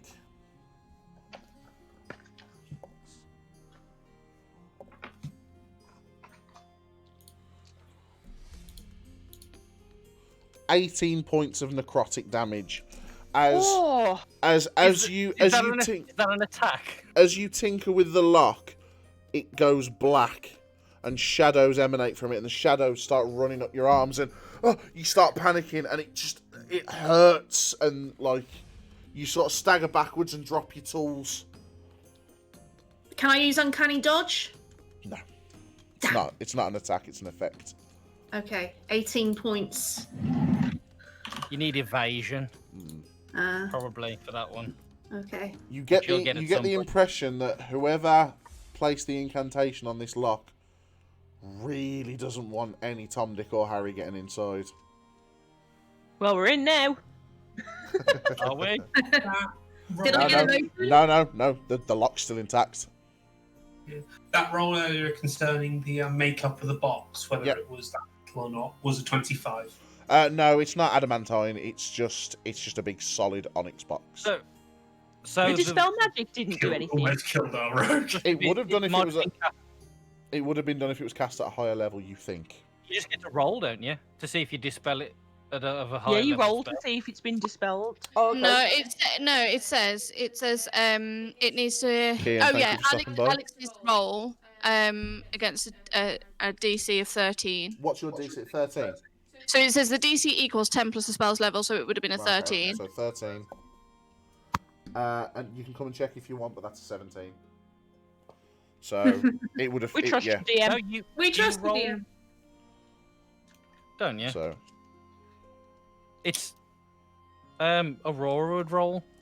Aurora wouldn't. Not she's here. Aurora. No, sorry. Noella Would would you roll. roll? Noella. Noella. Thank you Oh, for so stopping back in. do I need to roll the? Yeah, roll a d20 then. Yeah, if the spell that is on the thing is 4th level or higher, you make a spellcasting ability check, and the DC is 10 plus the spell's level. So, what's the spell's level for this? 3. For the no, the spell that you're trying to dispel. Oh, okay. It was cast at 6th level. So So the you need DC is 16. 16. So you need to roll. So I just roll a d20. And then add whatever your spellcasting ability is, which is wisdom, I guess. Yeah. Yeah, it's wisdom for a druid. So roll a 20, and then add your wisdom modifier. So my modifier is +4. My spell attack's +7. So which one of those is it? It's just Plus 4. It's your wisdom modifier. It was a 13 anyway. So. Don't know. Oh, so it wouldn't have worked anyway. But Thank you for trying. But would you have known? Would she have known that it didn't dispel anything, or would she have known that there was no spell, or what would she have? Like I say, she saw the spell go off and the flash, and the box flashed, so she knew. But then it dulled down again, so the spell didn't break. So she knew that it flashing and then dulling down meant that it didn't work, or flashing and dulling down meant a spell went off. It wouldn't have worked as well as she'd hoped. Let's say. Okay. So yeah. So I was just. Noella would have just been like clutching at straws and giving anything a go. I think she wouldn't have known. So Hope sort of looks over your shoulder and goes, "Are you all right?" And he sort of like flips open a hip flask and opens the top and goes, "Open wide," and pours in this red liquid in your mouth. And It's very, very, very, very strong alcohol. It's not what you need. So have you just gone down to like half hit points immediately? Yeah. Nice. I will cast Cure Wounds again. Cure wounds. Cure wounds. Right, so Hope sort of looks and goes, so you think that's what they're after? Maybe. It's a strong possibility. Well, I'll tell you this, if they're not after it, I'm after the guy that left it here. 14 points of healing. Thank you. A point of healing and not damage this time. How tight is the lock on the clasp for the box? It's on. There's a little bit of play in it, but not much. Not much. No. So if I reduced its size by half, would it break off? I mean, you could try. I know, but I'm asking whether I think I there mean, would be enough space. if you reduce it by half... I'll inspect the lock to see how well made it is, how strong I think it is. Okay. Give me an inspection. But do you want me to? How? Just give me an investigation check. Investigation. Yeah. Not the best. 15. I mean, it's a pretty well-made lock. Like, it's not some cheap run-of-the-mill lock. It's pretty well made. Are we deducing that they're going to try this warehouse tonight, being since they've done the other two for the last 2 nights? And if that's the case, So. we're going to be here in one form or the other, which means I need to go and trance for 4 hours because I've got nothing left. Yeah, we haven't rested since the last fight. I've had one spell slot down. So Hope sort of looks at you both and goes, well, there's a couple of hours now before sort of night time. If you wanted to do an evening stakeout, that's always an option. And he sort of points to the roof of the building, not far. He says, my plan was to sit in that window up there and see if I could see the bastards. What time was it you got incapacitated last night? It was around 2 a.m. So past midnight. So And we're about 5 o'clock now. I'd say about 4 o'clock now. I can always stay here invisible. I can go into there invisible and just trance for 4 hours, and then I'm here if anything happens. Doesn't invisibility only last like a minute? An hour. Well, 8 hours would give us till midnight. But I can trance, because of being an elf, I can trance for 4 hours and I'm done. Mm. And I only need to I can just stand in a corner for 6, watching. So could you two stay as like scouts and shout if anything starts kicking off, and we go and try and get in our full rest? I wasn't actually touched in the last battle, so I can stay here as well. Question. Yes? I think it might be a question for Demp. These, like, dimension things, does time pass differently in them? It depends from plane to plane. Some planes time runs the same. Sometimes, yes, you get planes where time runs faster or time runs slower. Will we buy time if we rest in the Griffin? I wouldn't know. Ooh. I didn't. But I don't think anyone asked. I checked how long time it'd been when we went there. I'm going to the Griffin! Umbra will turn to Hope and say, Hope, in the Griffin, does time run differently there? No.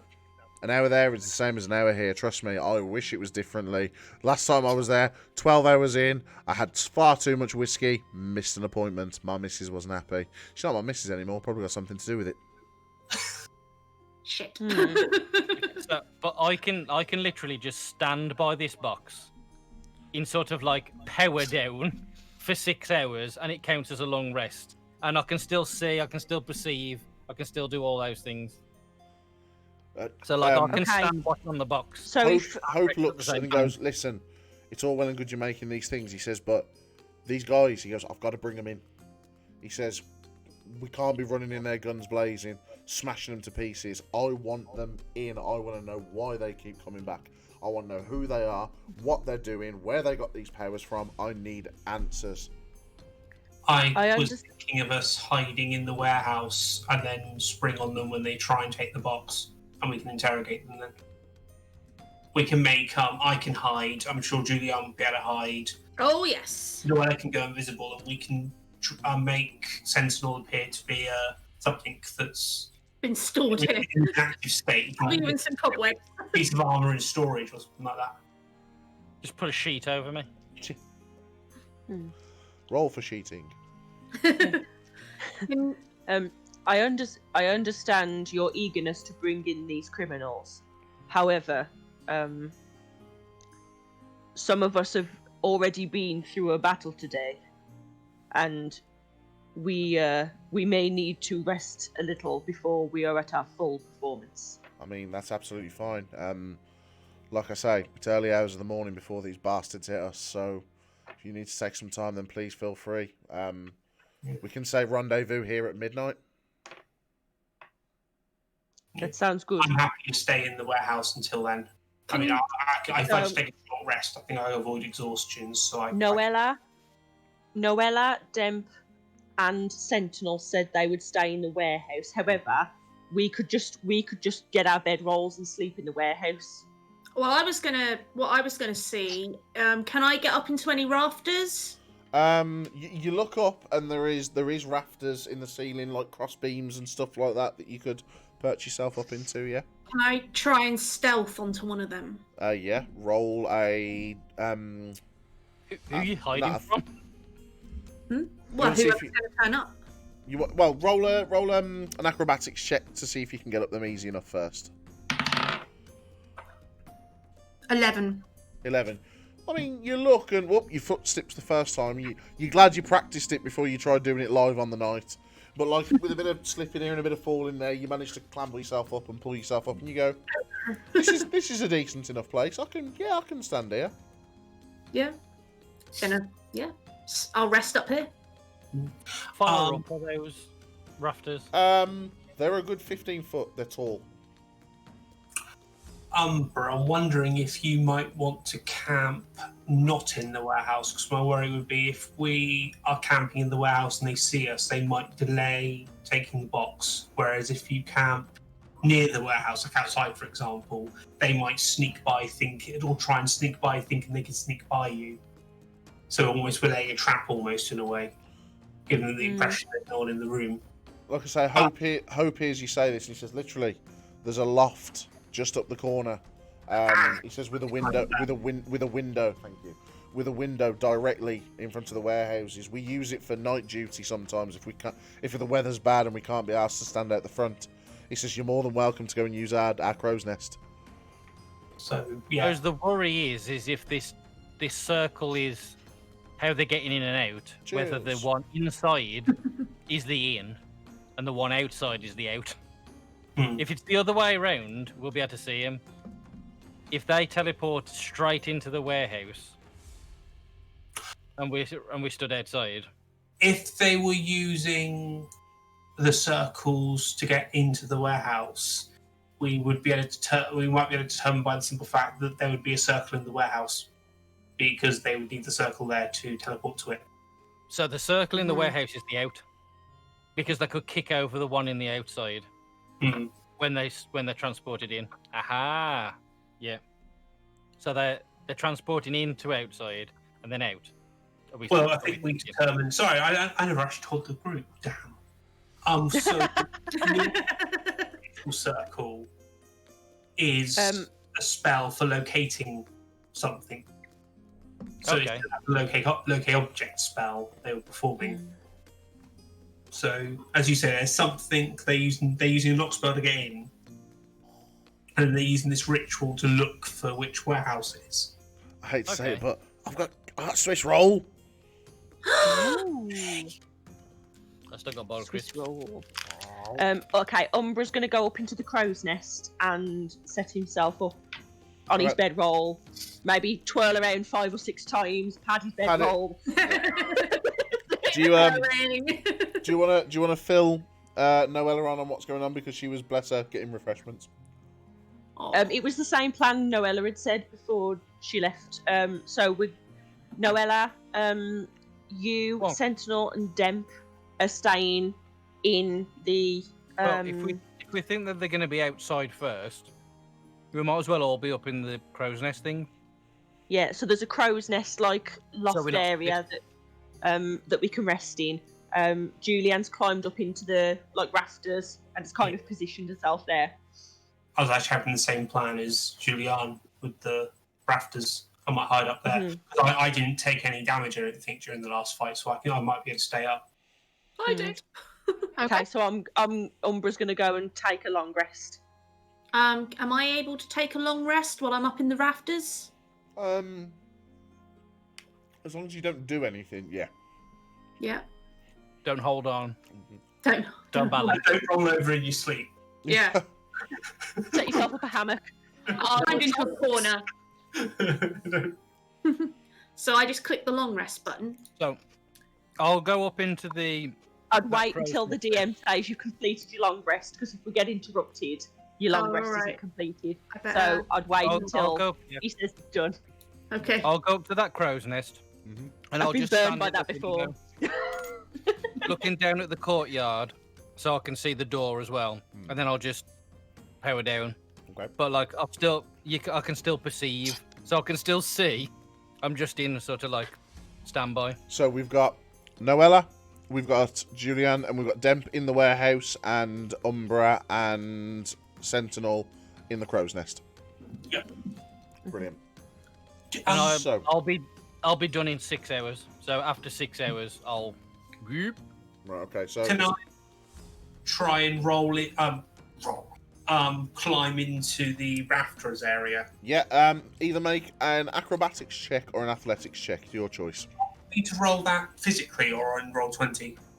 Roll it physically. Okay.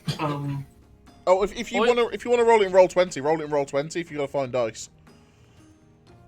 Or you can click the button in.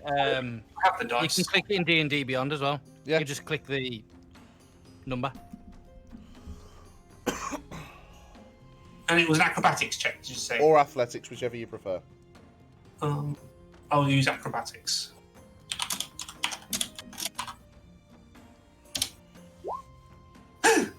$14. 14. Yeah, you managed to pull yourself up there, not a problem. Get yourself perched up there, and you're pretty comfortable. You're pretty sturdy up there. Yeah. And then I'd like to stealth, please, or sort of as in I'm making myself so I can't be seen up there. Okay, so both of you roll a stealth check for me, then one each, please.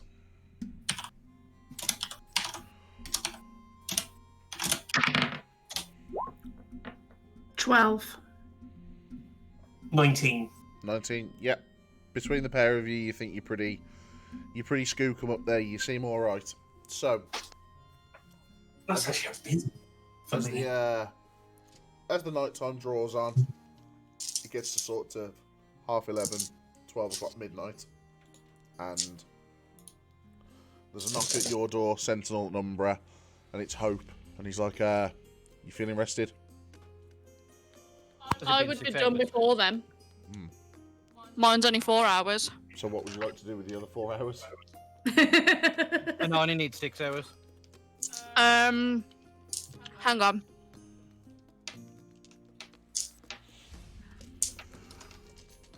So am I completing a long rest then? Yes. Everybody's completed a long rest. Okay. Oh, sweet. Up to 2. Recover 4 hit points, up to 2 hit dice. I've got to remember how to do this now.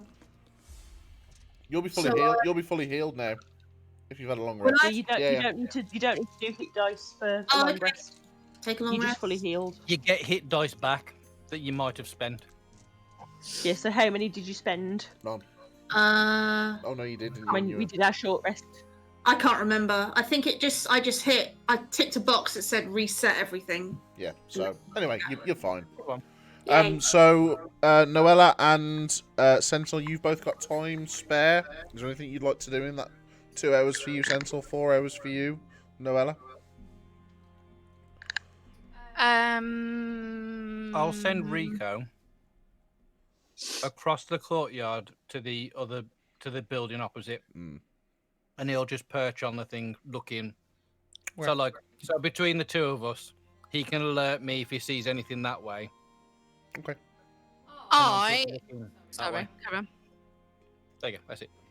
I will. Hang on.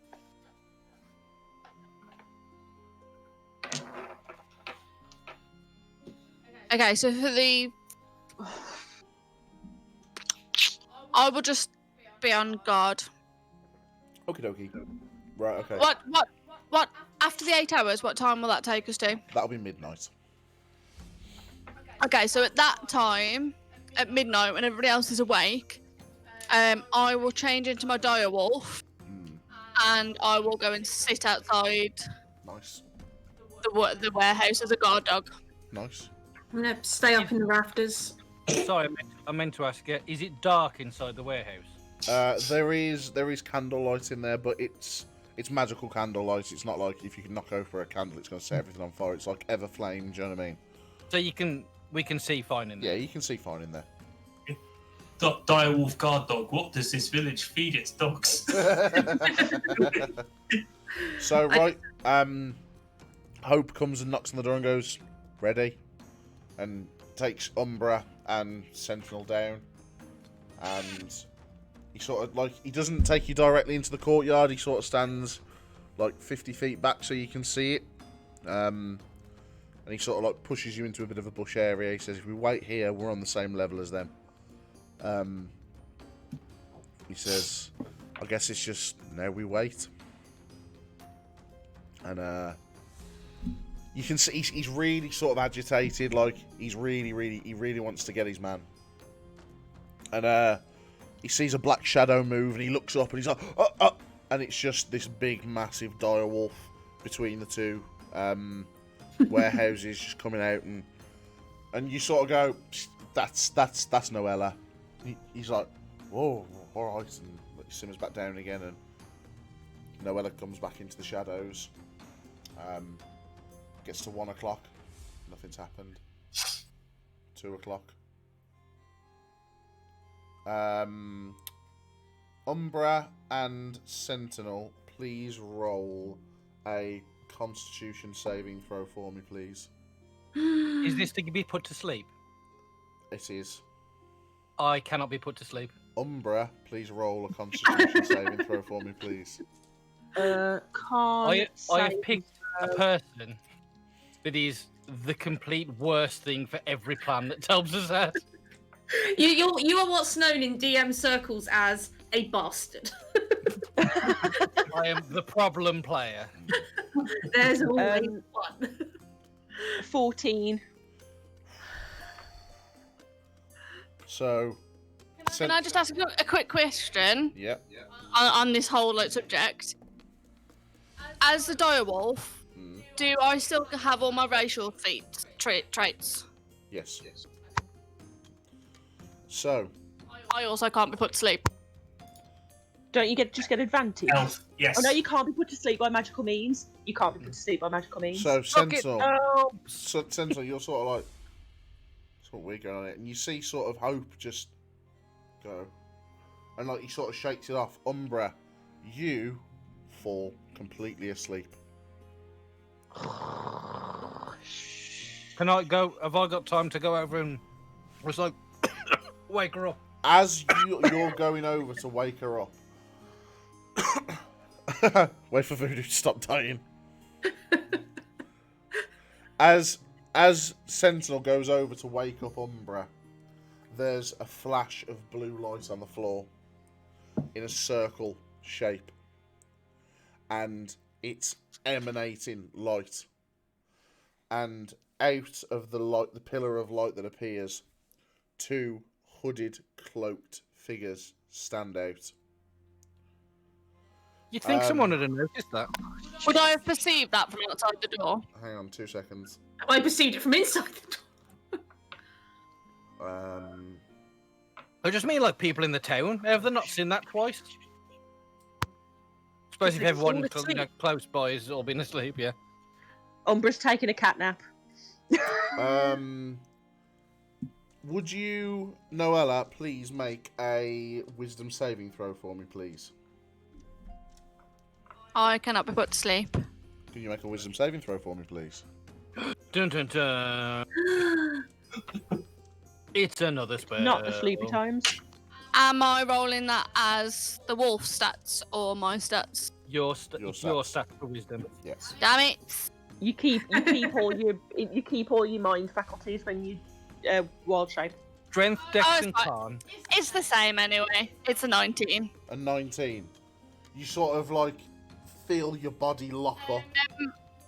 I have advantage on being charmed. Is this a charm? It's not a charm. You feel your body sort of like lock up, and like your muscles get tense, but you sort of push through it. And as you sort of like push through it and pant, you look up, and one of the figures is holding his arm out towards you like that. And you see him say something in a language you don't understand. Ushalamala. And the other guy like swings open his arms, and the door to the warehouse, the locks fly off, and the doors explode open. So are the people outside in the... Where's Hope and... Hope is now running to try and get to the circle. Sentinel's trying to wake up Umbraa. The one guy is looking at you, Noella, with his arm out and talking to his friend, and his friend has just like blown open the doors. I'll lunge and bite. You'll lunge and bite. Roll an attack. As you're doing this, the man pulls out a pouch, and there's a rat that he takes a knife, slits its throat, and like pours the blood as it's pouring out of the thing out onto the floor and creates the circle. And he starts chanting an incantation in that sort of deep, rumbling, guttural language that you heard. Is that a natural 20? Hang on a minute. New natural 20 animation is appearing on the screen. Natural 20! Roll for damage. Natural 20. Very good, by the way, Talbs. Thank you. We like. As he's chanting, you see the box start rumbling and rumbling. That is 13 points of damage, and he must succeed on a DC 13 strength saving throw or be knocked prone. Right, okay. DC, what was the DC? 13. So, as you run up to him with his... casting a spell, or is this the other one that you're biting? The other one that tried to hold her. Okay. So, as his arm's out and he's saying to the other one, like in his own language, like, all these other words and phrases. That was a really good impression of a dog. The direwolf bounds from behind, and as he's looking, he's not paying attention. As he looks round, you grab him by his arm, you inflict the damage, and you drag him down to the floor, and he falls flat on his back, completely just like you've just took the wind right out of his sails. As this is happening, they're wizards, they're squishy. As this is happening, the box explodes. Nice. Boom. Is this inside the warehouse? Yes. So... But his attention is drawn somewhere else. So you see a sack come out of the box. But as he sees Noella take down his friend, he looks round and he starts panicking. And the next thing you know, he claps his hands, the pillar of light appears again, and he's gone. Damn. Oh. Completely gone. Have I still got the guy under While me? this is happening, Noella is rotting this bloke that's like... this bloke's like... and you can hear it now in common. Please, get it off! Get it off, please! Please, stop! How high up am I? Did you say about 15 feet? About 15 feet. Can I jump down and knock him out with the hilt of my dagger?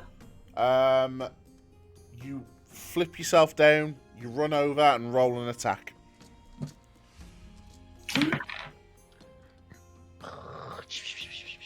Have I managed to rouse? By this time, Umbra's now awake. Yes. Is that's a D20 plus my hit? Is that right? Yes, a hit.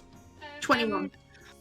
Sorry, it was a natural 20, wasn't it? So it's 23 points of damage. Okay, yeah, that's fine. Yeah. Right. You're screaming louder. 21. 21, absolutely. You hit him. Roll for damage. Yeah, I'm only trying to knock him out.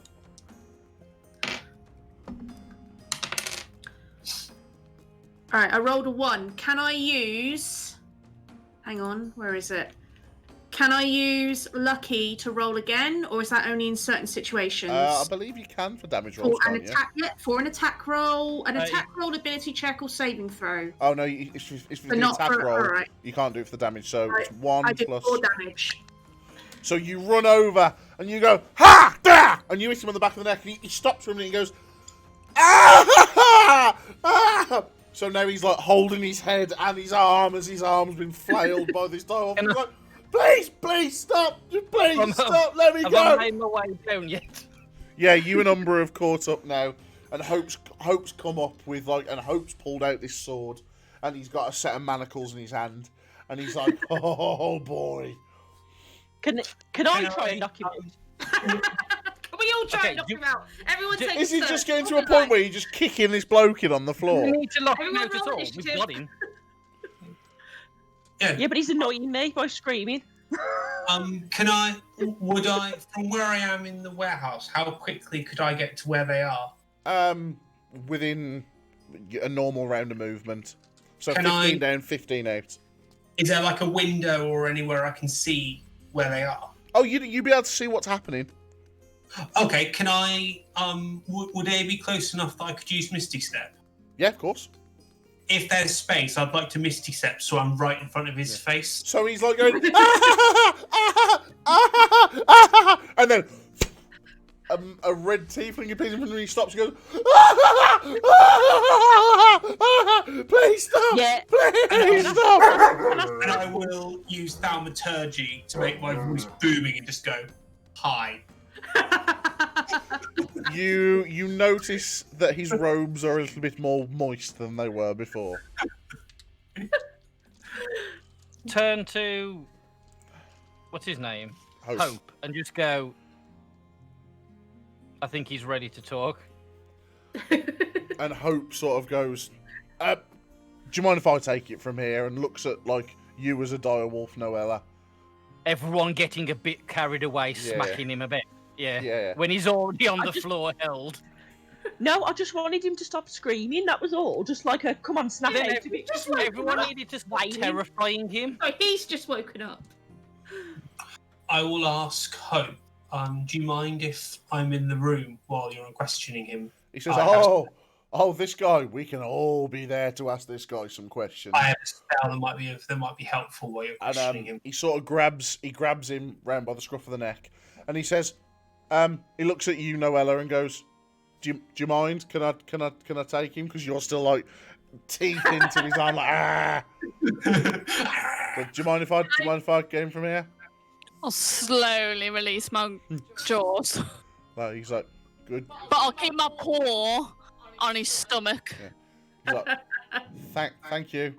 And he's he says to Sentinel, Sentinel, help me get these on him, and passes you the manacles. I'm just going to reach around and I'm going to scritch Noella behind the ears. Yeah. The man is there with his arm. My stick. Does Noella appreciate the scritch? Umbra's just going to say, the direwolf's here! Yeah! No! That's really good method acting you got going on there, Annie. Umbra's gonna say, did they take anything? Did they get what they came for? Demp, you would have noticed the box explode and whatever was in the box roll out onto the floor. Is it still there? Oh, Sorry. And the guy disappeared before he had a chance to grab it. Is it still in there? If it is a crystal, do not touch it. Okay, Umbra's gonna run in. Yeah, I'll let Umbra handle. Umbra's gonna run in as quick as he can and have a look what came out of the box. Okay. Roll an investigation check because you didn't see where it was. So the guy's manacled They behind said his it back. came out of the box and rolled, so I know roughly where the box was. Yeah, so you sort of prop him up against the wall of the warehouse, and 18. 18. Yeah, you're looking round and you find like a maroon sort of velvet pouch about yay big with a leather tie on, and that's what you find. Okay. You sort of hike him up, and you pull the hood off, and as the hood comes off, you can see a relatively young human male, sort of panting, like really bad, like looking around like, oh god, this is the worst thing he's ever done. But then like he sort of looks round, and he sees Umbra walk out with the bag, and his face all of a sudden firms up. Oh no, I've put it in my chest. I've got a little chest from my thingy toolkit. Right. I haven't brought it out into view. I've just put it in my chest. Either way, he's looking around. He's like, I'm gonna pat him down to see if there's anything on him. Okay. Roll an investigation check. Nope. That is a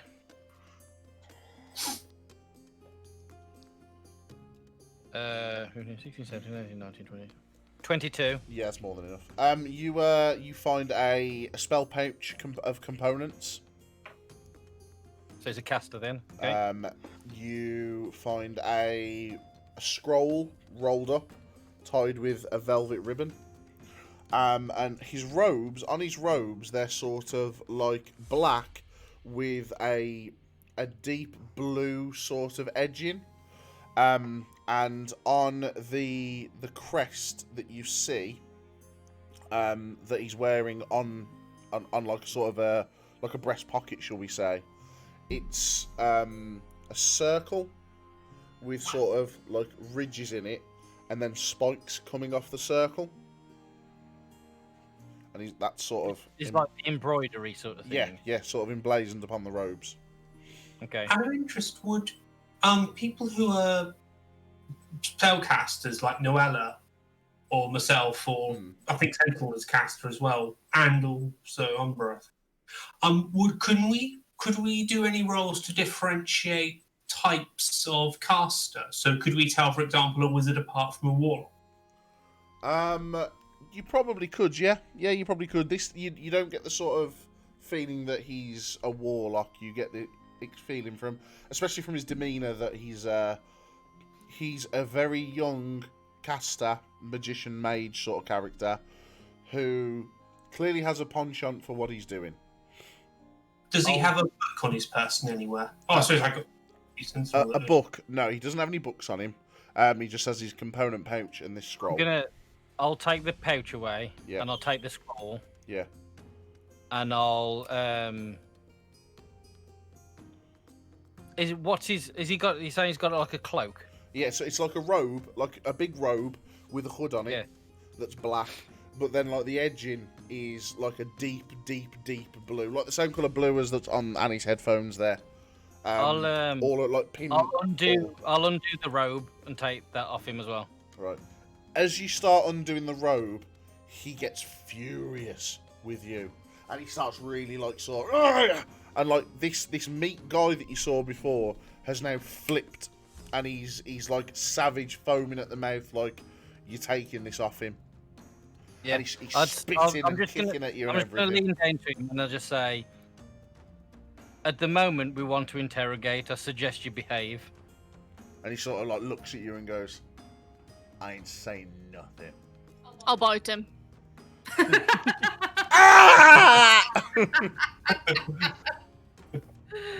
And I'll just go, I suggest you behave. And he sort of like mumbles. Does his robe thing come off? He sort of like he puts up like you know when you're trying to undress a child that doesn't want to be dressed or undressed, and they sort of make it as awkward as possible. He makes it as awkward as possible without. I 100% know that. Yeah. So he sort of you sort of have that sort of situation go on, but like eventually you get the robe off. I'll offer out to take the robe from Sentinel and carry it for him. So Hope sort of crouches down in front of him and goes, "What's your business?" And the bloke goes, "Just browsing." I'll bite. As you bite again, he's like, "Ah!" And he sort of spits at you. And he's like, "I'm here picking flowers." I'll bite. Just when he starts saying that I'm picking flowers, can I please cast Detect Thoughts? Ooh. Can indeed. Ooh. So, Nice. Detect Thoughts, Isn't right? that just not a willing creature? No. No. You can read the thoughts of certain creatures. When you cast a spell, there's an action on each turn till the spell ends. You can focus your mind on only one creature that you can see within 30 feet of you. If the creature you choose has an intelligence of 3 or lower, I'm guessing no. is more than 3. Yeah, it is, yeah. Okay, then creature's unaffected. You initially learn the surface thoughts of the creature, what is most on its mind at the moment. I assume. Being bitten by the dog, yeah. As an action, you can either shift your attention to another creature's thoughts or attempt to probe deeper into the same creature's mind. If you probe deeper, the target must make a wisdom saving throw. If it fails, you gain insight into its reasoning, if any, its emotional state, and something that looms large in its mind, such as something it worries over, loves, or hates. Okay, so the surface thoughts are instantly, "I've got to get out of here. I've got to get out of here. I've got. Have they found it? Have they found the skull? I've got to get out of here." Can I dig deeper into the mind? I'm going to roll a wisdom saving throw. I will double check that for you. It's I did read it somewhere. Yep, a wisdom saving throw, and it says here as far as my attack save, wisdom 13. So you seem sort of like, "I've got to get out of here. I've got to get out of here. How can I get out of here? Oh, did they find the skull? I've got to get out of here." And then you see him sort of go like, "Ah!" And then all of a sudden you hear, "They're going to kill me. Like even if I get out of here, if I don't get it, they're going to kill me. Like I can't let down the order." Always a cult. Do we all know now the order? We're all making notes. Do we all know this yet? It depends. Does Demp relate to everybody? I'm guessing. Probably. Yeah, I will do. I'll just sort of look up to him, and I'll sort of, having heard it, I'll almost repeat what I'm hearing in his head at him.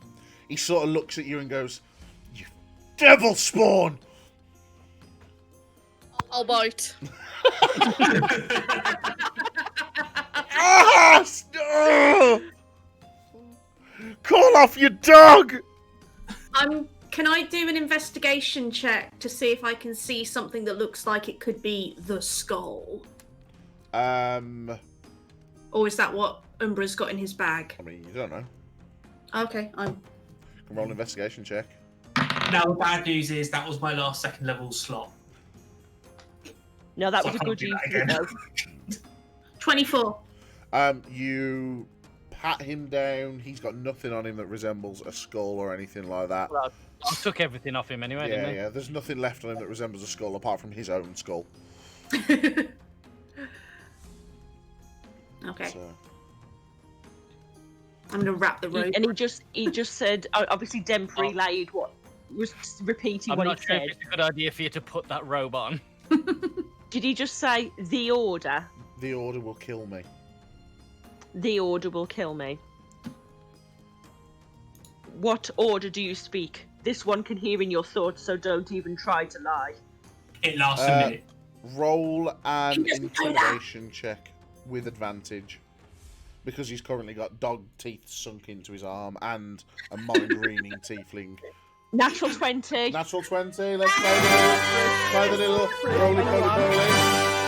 For a 21 total. Animation. You know, like good cop, bad cop. We've got bad cop, worst cop, really bad cop, And dog.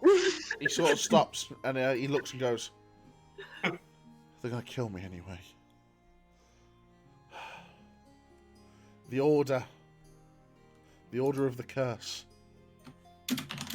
Order of the curse. Have I heard of that through my studies? Roll a history check. Has anyone heard of it? 17. 17. You have heard of an order of the curse. The end. You've heard of an order of the curse before. Their information was kept top secret. So you know that they do exist, and they are high value targets. High value targets for my order. For your order, for the Silver Shield, like for Okay. the Silver Guard, for everybody. Look at you in with a promotion. Kylo Ren's at cannon. Kylo Ren's canon. Voodoo. You.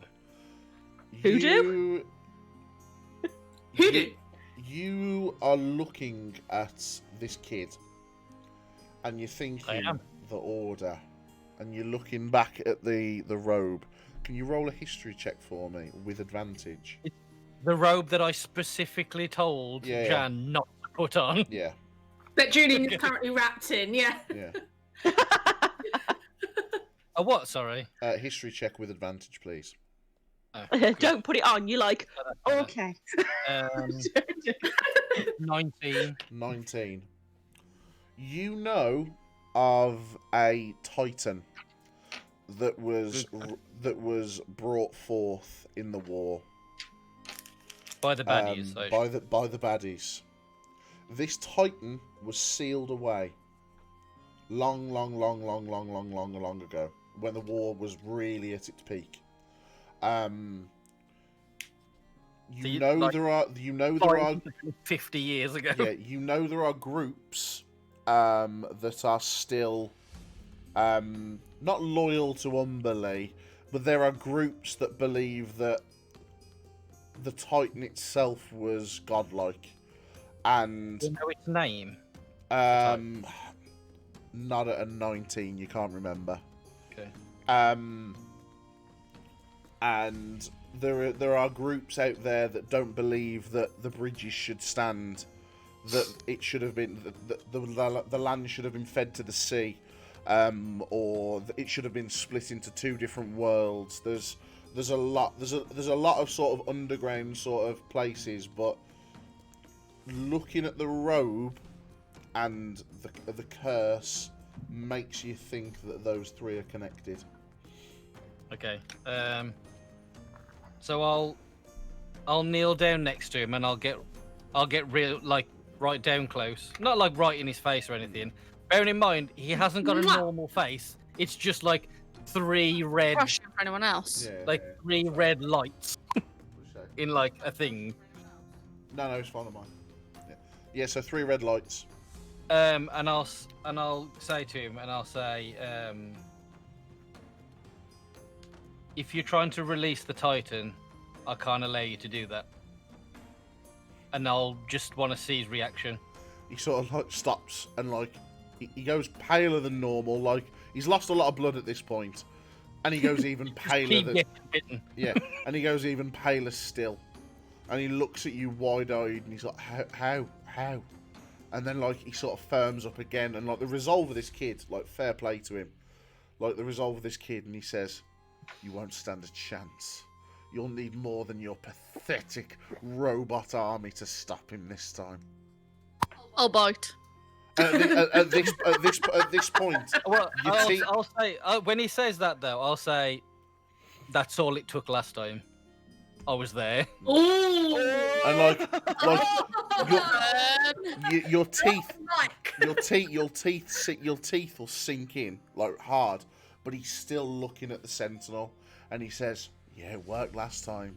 He says, But where are your pretty little magic users now? And like, Still here. and he's just looking, and he's laughing, and he's laughing. And like, he's looking at you, you're biting him, and then all of a sudden he's like, ah! Because he remembers that there's a direwolf attached to his arm appendage. My spells probably run out by now. So. Did you get any pings while I mentioned the Titan to him? Would I have got any? You get... The only thing that you hear is... Surprise. The living maelstrom. You guys are doing good tonight. Real good. I mean, it helps when you've got someone who was there and someone who can then read the person's mind. Do you know what? I didn't realise Demp could do that. When Demp turned around and was like, I'm going to cast Detect Thoughts, I went, fuck. I must say, I'm really impressed that even though you didn't know that Demp could read minds, you still had the backstory there ready. It wasn't like, shit. Yeah. I'm sure there was a bit of that. There was more of a like of, what can I throw at these guys? I get it from legacy of this. It's my tiefling variant. I finally do something to fix the monk, and then the tiefling comes up trumps. Literally, all you have to do.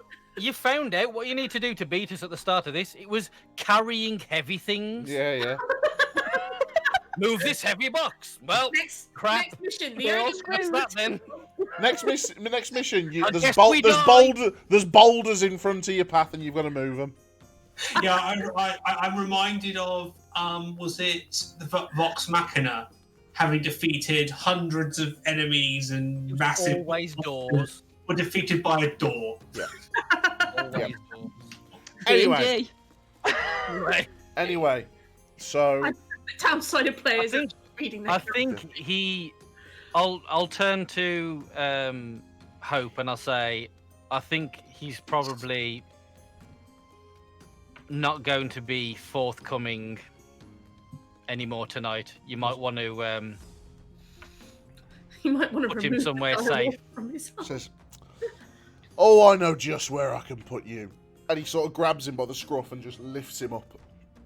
And I'll say to him before he leaves, I'll say, make sure he's got a gag on. He's a magic user. He says, "Oh," he goes, "I got something I can stick in his mouth." And he pulls the punch back, but he's like, no, I'm a sheriff and I can't be doing stuff like that. And he's like, come with me. Umbraa takes out a piece of cloth from his bag and just wraps it and ties it around the back of it. He may be able to get out of there if you don't do it now. Yeah. And just to pull it. I'm going to pull it tighter than I probably need to because his laugh was annoying. So I'm just going to and then tie it again. Yeah. Am I getting any vibes off of Hope? He just seems to be really angry at this guy. I think they've been making him look silly, haven't they? Yeah, this is a man who has been made to look a fool in the town that he runs. 2 nights in a row. Yeah. That makes sense. Yeah. Okay. So he's like, I'll take this. He says to the 2 guards that are at the gate, who are just waking up now from the spell, "Oh, what's going on? What did we miss?" And he's like, "You clowns, get up and lock that door!" And he looks over to you, Umbraa, and goes, "I want to know what's in that box." He says, meet me over at the town hall once you've finished doing what you're doing." And I will. Before he heads off with the caster person, I will say to Hope, make sure there's a guard on his cell. He was saying about people who might kill him. He's like, "Oh, trust me, this guy's getting more than 1 guard on his cell." And you see him shove him. Come on! Hope's pissed. And before he goes, I will cast Cure Wounds on the caster because we want him alive. and he's been a bit and thrown around quite a He'll bit be fine. Rotted. and rotted. So I'll give him a cure wounds. So, like, you see some of the puncture marks that were dripping blood down his arm sort of heal up, and they leave some pretty nasty scars. Don't get me wrong. He's not going to be forgetting his time with a direwolf anytime soon. But he's looking better than he was. So he walks off. The guards lock up, and they go, if you need us, we'll be on our posting." And they go back to the front of the archway. I will ask the guards, are they all right? Oh, he goes, he's going to kill us for falling asleep again. It's in your defence. It was some sort of spell casted on you. He's going to kill us for falling asleep again. He fell asleep too. In all fairness, he fell asleep too. And like you see one of them go, "Yeah, you did." Not. And then like the other one goes like, "Shut up." It's okay. He's not here. You can laugh at him. He had dribble all down him. So, I took a case off that fella. Yeah. You took a scroll and a component pouch. Yeah, I thought the scroll was in a case, you said? No, it was loose. Oh, just a loose scroll, Yeah, okay. yeah. I will ask Sentinel. Let's have a look at it. You're showing the things you found. I'll ask him, did you find a spell book? No, just this scroll and a pouch, So he might have been a sorcerer. possibly. You Just see, having a look at the scroll. you see a spell scroll. I see a dog. You see a dog. The direwolf. You read through this scroll and you realise it's a one-time thing. So, like, It's a spell scroll. it's a spell scroll. Yeah, basically, it's a teleportation scroll. Teleportation circle. I know it. Teleportation circle. So you get the impression that once this was all done, they found what they wanted, they'd burn the scroll, and that's how they'd go. Do I think that I can cast this spell? Let me have a look. I mean, the direwolf's kicking off. Yeah. You might need the squeaky. You might need the squeaky thing. Summon the squeaky thing. I mean, it's a level 5 spell. Is it on my list? It is not on my list. It's not on your list. Teleportation circle is not on my No. list. Then I'm going to say no. Is it on... Do you know who could use this spell? Is it druids? Rangers. Rangers can learn teleportation circle. A certain type of ranger can, yes. Oh yeah, because it says it counts as a ranger spell for you. A Horizon Walker. Are you a Horizon Walker, Mura? I am indeed. Oh, nice. There you go. Oh, look, I'll just pass it across and I'll say, you'll have more use of this than me. Yoink. There you go. Well, do you know where this teleports you to? You can No, You can choose. You've got to know sigils to mark down on the circle when you make it. Oh, so it's a Stargate. Sigil 1 encoded. Sigil 2 locked in place. But when you draw it on the floor, you sort of draw it out. You draw the address. Sigil 1 drawn. Yeah, so in a way, Wallaby Way, Sydney. actually isn't unlike a Stargate. What just happened then? What did I miss? Why have the Amy and Annie exploded? We both said, can you show him 42 Wallaby Way, Sydney? Oh my god. What? Finding Nemo is canon in Samba. Nerd! I knew there was a reason I loved you. For God's sake. You have good taste. Anyway, back to the impending Doom cult. Oh yeah, Oh, then. yeah. The one that wants to bring the Titan back. Oh yeah. There's always one. Sydney. Bearing in mind, the Titan's not dead. All we could do was trap it. We couldn't kill it. We could seal it away. If you can get the sigils out, if we can get the sigils out of his mind, then in theory we can teleport to wherever he was going. but we have no idea where that is. It's probably going to be full of his buddies. Yeah, and they really that'd be succeed. like that's like driving a car directly into the enemy stronghold and going, "Hello, we've come to stop you now." Umbra's gonna kind of get the small chest out of his bag and say, whatever they were after, it's in here. Does it look like a You mentioned a skull. Yeah. Is there anything else in that chest? The box the stone box was empty. Okay. So this I'm would be- kind of gonna manipulate the material of the bag because she said it was like a maroon bag with a leather strap that was tight, like tying it together. I'm gonna try and manipulate the material to see if what's inside is skull shaped. Roll an investigation check for me, please. I can do that. Oh, that was good. That was good. Like- That was good. Like a child. That That is a is- Christmas present. That is a 22. Ooh. Nice. Feels very skull-like. Adult skull or child skull? I'm going to pull the material back around it and kind of pinch it at the back and go, this looks like a skull to me.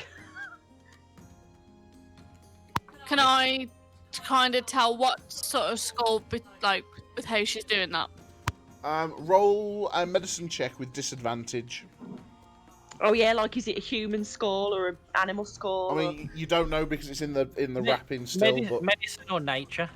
medicine or nature, whichever one you want to do, whichever one's highest. But it's got to be with disadvantage, I'm I afraid. might do that too, yeah.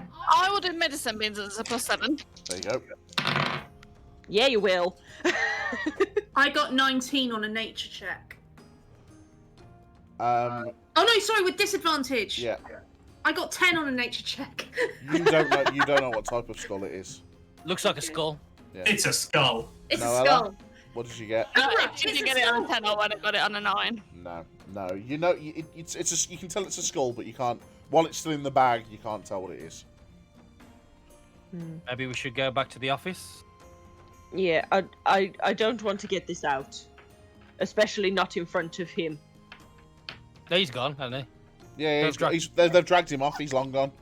No, I mean once we go back that way, like I don't want it anywhere near him. Is what I Right. meant. Is him being Hope or the spell chucker? The caster. Bell chapper. Well, let's take it back to the tavern. Hide it somewhere. I mean, or we could get Sen to tread on it. We might need it later. If this is what they need to bring him, if that's what they need to bring him back, then shattering it should solve the problem, should it not? Depends if it's magical in some way and he's sturdier than a regular item. Okay. It wouldn't hurt to keep it and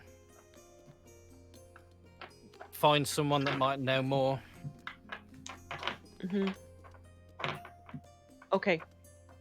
Let's go back to the town hall. So you make your way back to the town hall. Again, it's a decent walk. It takes you about half an hour. As you get to the town hall, you bang, bang, bang on the door. There's no answer. He did. Bang, bang, bang. No answer again. Is it locked? You try the handle. The door's open. Okay. I'll Go in. open the door. Look in. As you walk in, the person at the front desk is... Oh no. The idiots. And on the floor in the main hall is a bloody spell circle that's still Bloody spell circles. that's still sort of emanating particles. It's switched off, but you just You want missed to them. quick?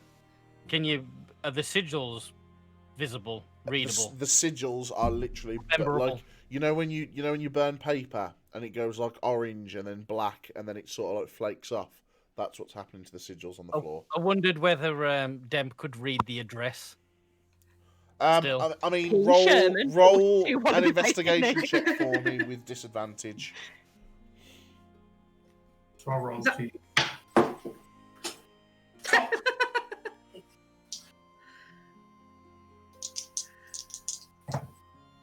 The curse of the excited Dungeons and Dragons player. Dice everywhere. So, the lowest is a natural 1. A natural 1. You don't see it in time, unfortunately. The sigils are already burnt away.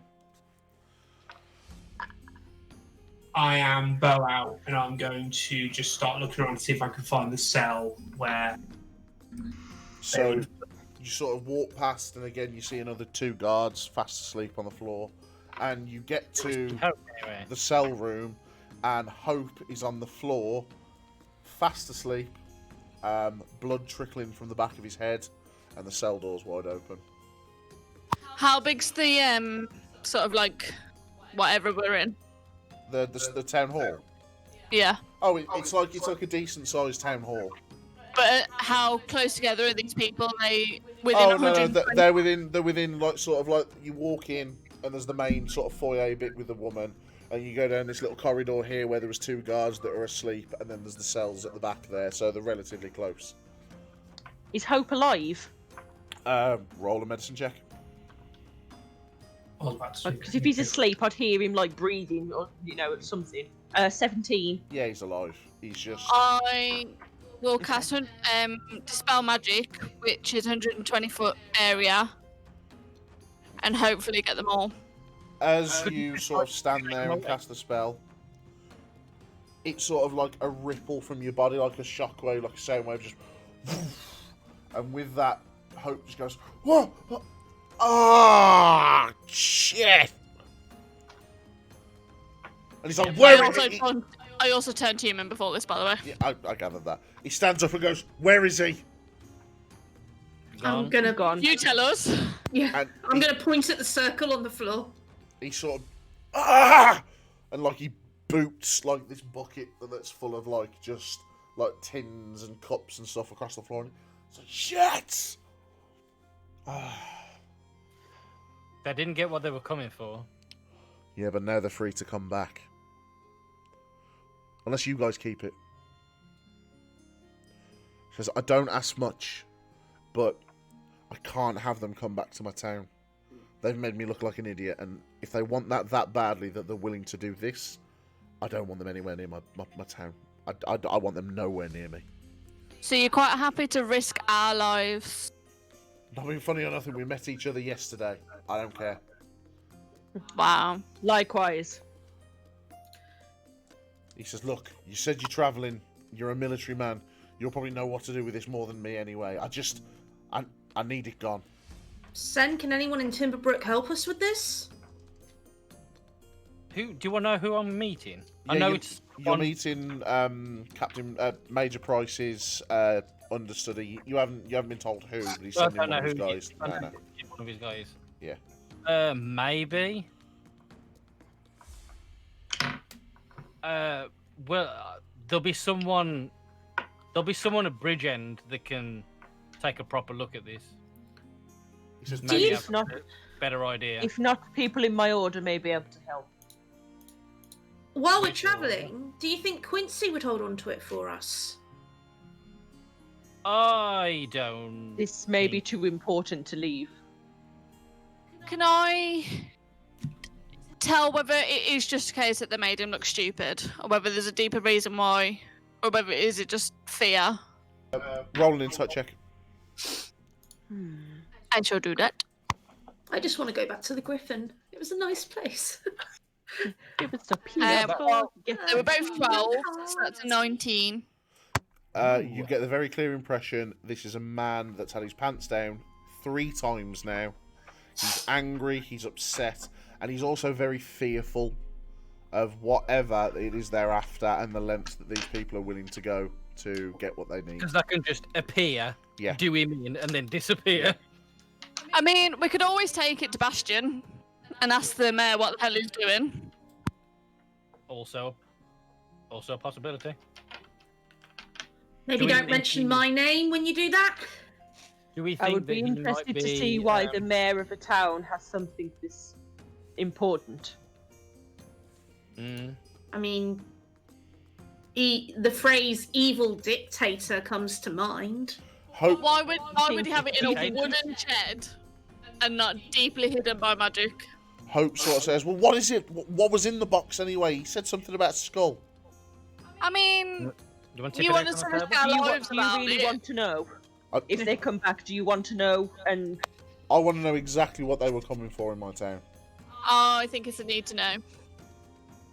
Not- And you have no interest, and I don't think you need to know. If you It's- don't want them coming back, the less information that you know, the less likely you are better. going to be intimidated and get them telling them what was in there.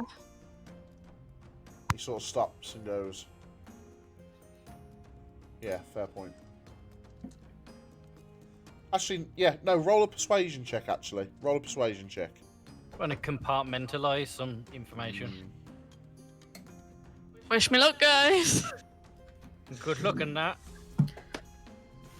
That was a 12.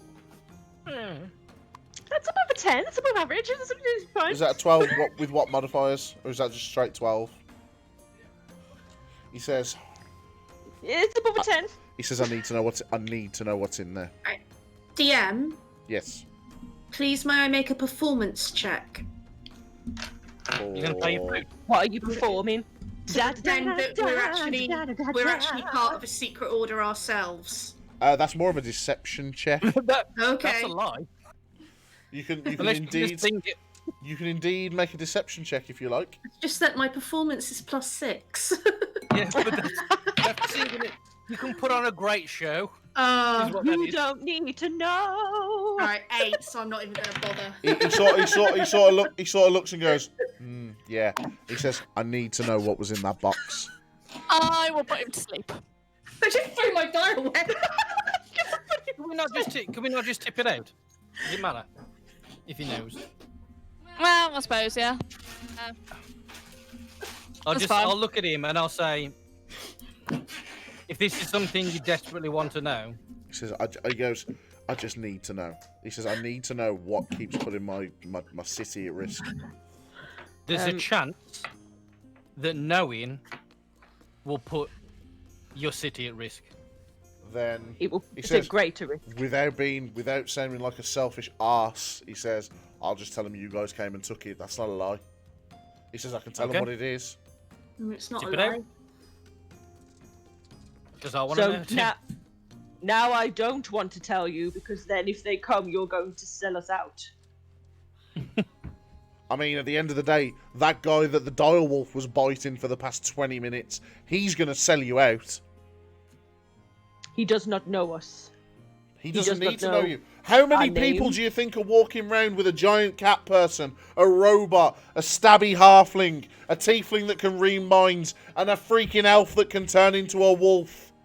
You're not exactly the sort of usual suspects. You've clearly never been to Galeport. No, I haven't. Look, if you desperately want to know, we will tell you, but it will put you at great risk. Show me what's in. Show me the skull. I am not getting that thing out. Arrest her. Arrest him. Who? I mean, you can try. Who's he talking to? To the guards, arrest him. Okay, Umbra's going to stand up really tall. He's a pretty tall guy anyway. He's going to stand up and in a big booming voice, I am Umbraa, Order of the Tempest. I am telling you, I am not getting the skull out. And You can arrest me. Make Fine. Make an intimidation check. Julian's going to stand behind him and just go, dagger out. Yeah. 15. He looks at you and goes, and I am Hope, and this is my town. Now your choice is to show me what's in that damn box, or you will go to the crown himself and I'll make sure that you hang for this. This is treason. It's not treason. Do you understand what treason is? I work for the Empire. An Empire man is making a request at the behests of his town. You're standing directly in the way of this. I'll work for the military. I'll deny your request. And we're in war. We're in wartime. And I point at my emblem, which is a lieutenant. What is he? A captain? Mm-hmm. And I'll point and just go, Captain, I'm a lieutenant. Denied. I'm pretty sure Captain outranked. No. Captain outranks lieutenant. I don't care. I was thinking that. No, but he's Crown and I'm Army. That's true. Mm. He's just some guy in a town. It's like, The army's above, I would imagine. I see how it's going to be. Guards, escort them out of Willowbane. One chance to be reasonable. We're doing you a favour. You're doing me a favour by withholding valuable information that I use to protect We're my doing you a city. favour by taking this thing away that you don't want. And suddenly you want it. Which one? I don't 'Cause want we it. can leave I it just here. want to know what it is. You don't already know what it is. no. It's a skull. If you wanted to know what it was, you would have prevented the theft. Ooh. Now you can stand down and you can let us be about our business. Make an intimidation check with I advantage. mean, I haven't got much on intimidation. With advantage. Come on, Sen. Also, which acting school did you two go to? 15. 15. You got me convinced. I'm actually worried. He looks and he spits on the floor at your feet. Please and he don't goes, argue. Guards, take these bastards out of my town.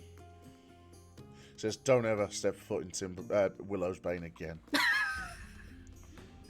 Don't come looking for help. Oh, trust me, you'd be the last people I asked. I'm in the army. That's I a don't shame. think We you- are very competent people. Good day. Umbra's going to turn round, stick his tail, Julian's just and gonna walk like past. give Hope the finger and then follow Umbraa out. And as the guards, literally spears drawn, walk you to the exit of Timberbrook. Willowbane. And the road. I'll just nod over to the next person next to me. I'll just go, your captain's a fool. He's afraid and he's a fool. You watch him because he's gonna make a mistake and it's gonna get you killed. And the bloke goes, no talking, but sort of looks at you and goes, And I'll carry on. they march you out and they get you to the gates. And they go, this is as far as we take you. Safe Thank travels. you very much. I will say to Hope as we're leaving, you're Oh welcome. no, Hope's back at the town hall. Hope hasn't followed you out. I'm gonna wait for the guards to leave. Then I'm gonna tap. I can't really reach the shoulder, but I'm gonna tap Zen. Hello. What about the shark? Crap. Excuse me. I'm going to say shake the guards. Excuse me. Guards. Hello? Do you think we can get to it through Quincy? Or do you think you can only get back to how you got in? I think you can think only you use probably the same door, can't you? I would imagine, otherwise that's a bit broken. I literally, while we've still got a little bit of game left, I'm going to have to pause because I'm dying for a wee. Be right back, guys. I'm trying to work out if there's some spell that I've got to be able to get this thing back. I might pop Noella, the you can myself, turn invisible, actually. can't you? Yeah, I can turn That invisible, doesn't, for a I minute. can. but then I can can't get it back out. No, it's an hour. Yeah, I think can it's only a minute stealth. invisibility. No, it's a trait, so it's for an hour. Right, here's what we're going to do. We're going to pay some randomers to go back in.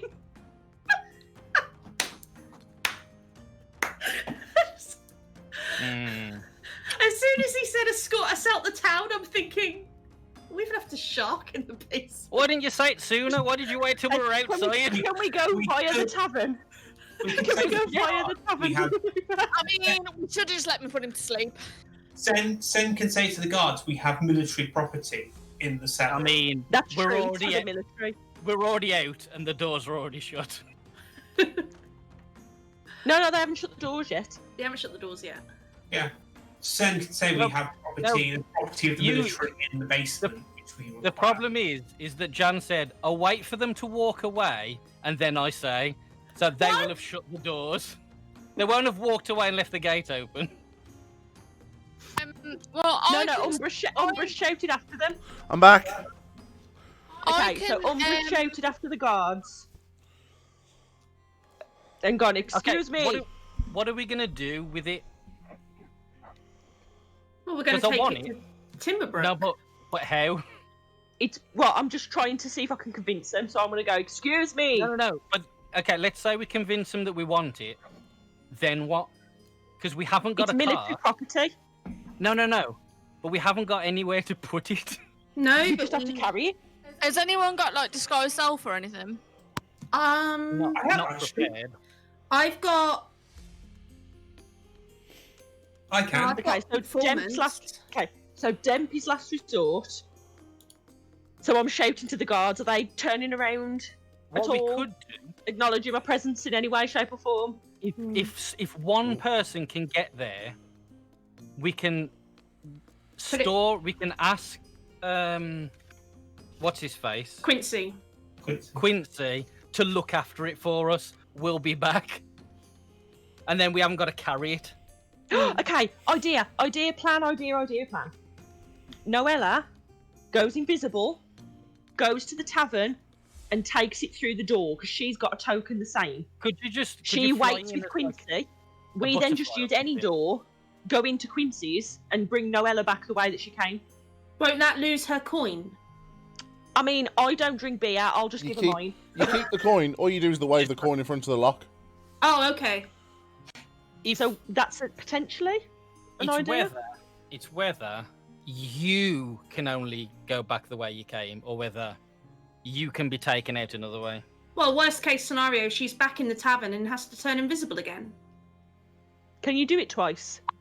I think once per have you got any wild shapes left? I've got one wild shape, but I can only turn into a direwolf. Oh. Okay. I thought it was any animal you've seen. I can only turn into a direwolf. Okay. Sweet. Okay. Okay, so have the guards responded to me at all? I shouted like, "Oi, hello." They've sort of look around and gone, "What?" The tavern has military property that we left there on our entry. We do not want to come back in, but we need the property to take to the military captain down in, where was it again? Timberbrook and Bridgend. Timberbrook.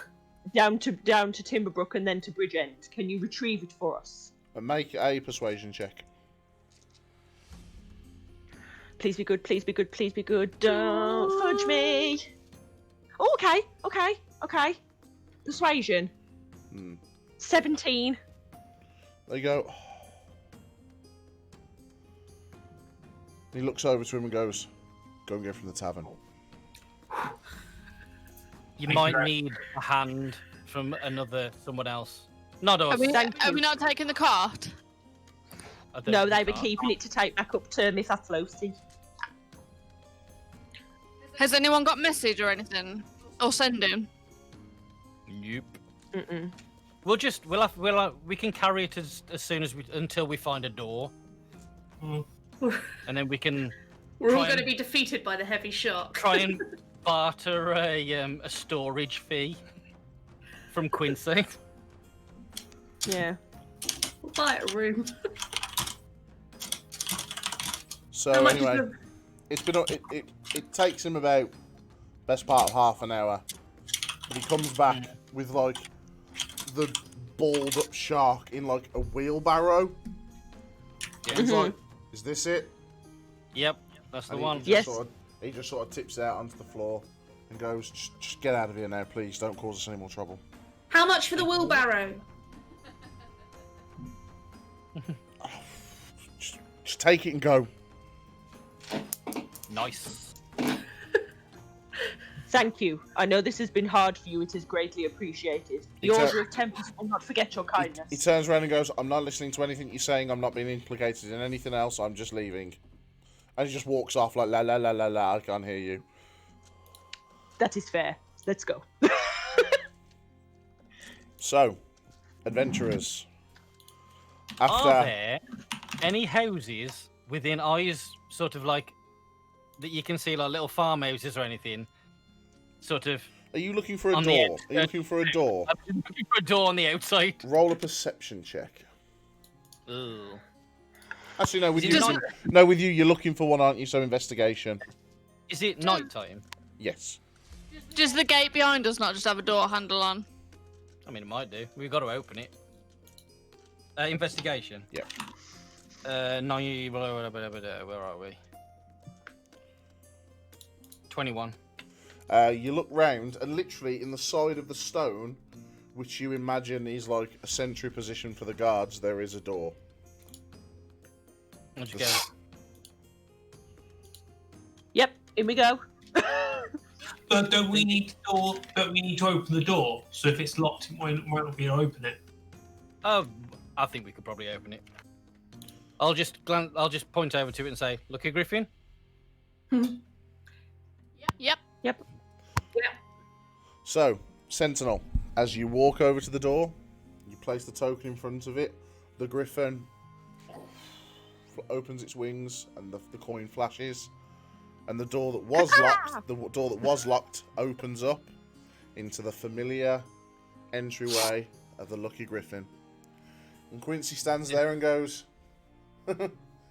"Welcome back. I'm guessing you've got some stories to tell, friends." Yes. And that is where we will end tonight's episode. Lucky Right. Griffin. So, How heavy is the wheelbarrow? Wheelbarrow sized? I'm guessing it's not gonna wheelbarrow fit- heavy? Wheelbarrow heavy. It's probably not So, going to fit. I've written in my notes. I'll just leave it. Hope hates us now. Don't go back to Willowbane ever! Exclamation mark. Yeah, I'm just like taking out the fictional map of the world that we have and putting a red X through Willowbane. Maybe we should do that on the somber. See if we can. But like, Wing if- is banned. Yeah. Green tick Sentinel needs- over. If Sentinel needs to go back, he's just going to go back. Yeah. So green tick over Miss Aslosi because they Yeah. love us there. Red X. Red cross over Willowbane. They don't like us there. We tic tac toe. Oh, that man was driving me insane. Like, why do you want to know? Why do you need to know? He was a very, very, very angry man who's had his pride hurt. Who had his pride hurt a lot. How tall was he? And then that's to take the problem away, and then he wanted the problem back. Yeah. So you know what? It was all of a sudden, the power was taken from his hands, and he didn't like it. He told us to. I work with people like that. But yeah, guys. Sort out this problem for me. No, bring it back. Yeah, they're called Karens. Joke, by They're the called way. Karens, yeah. But guys, how was that? Did you enjoy that? Lots of fun, thank you. Absolutely. Good stuff. Well, what we'll do is Did we'll. Did me and Talbs arguing scare Jan? Yeah. I'm there like, Role play! yeah, Are we good at roleplay? this is really good acting. Thank you very much, Grimbaldi Panic. I'm glad you enjoyed it. But we'll have our normal sort of hour-long chat afterwards to see if you've got any feedback for me. But for those guys that were in the stream and that stuck by, thank you so much for coming along on this magical world that I have somehow created. I'd like to thank my wonderful players. Without them, I am just a crazy man with a book full of ideas. But honestly, We are guys, pretty awesome. thank you so much. I'm going to probably be writing like mad tomorrow to try and get another one sorted. Because, I am loving this, I'm not going to lie. And, I keep having Eureka moments and going, oh, that's amazing! Write it down. Bless you. Bless you. Bless you. But, guys, I will say, Noella sneezes and turns us into a direwolf. from our houses to your houses, thank you for stopping by, and have a wonderful evening. Peace! Bye. Thanks, people. Bye. Bye. That was a lot of fun.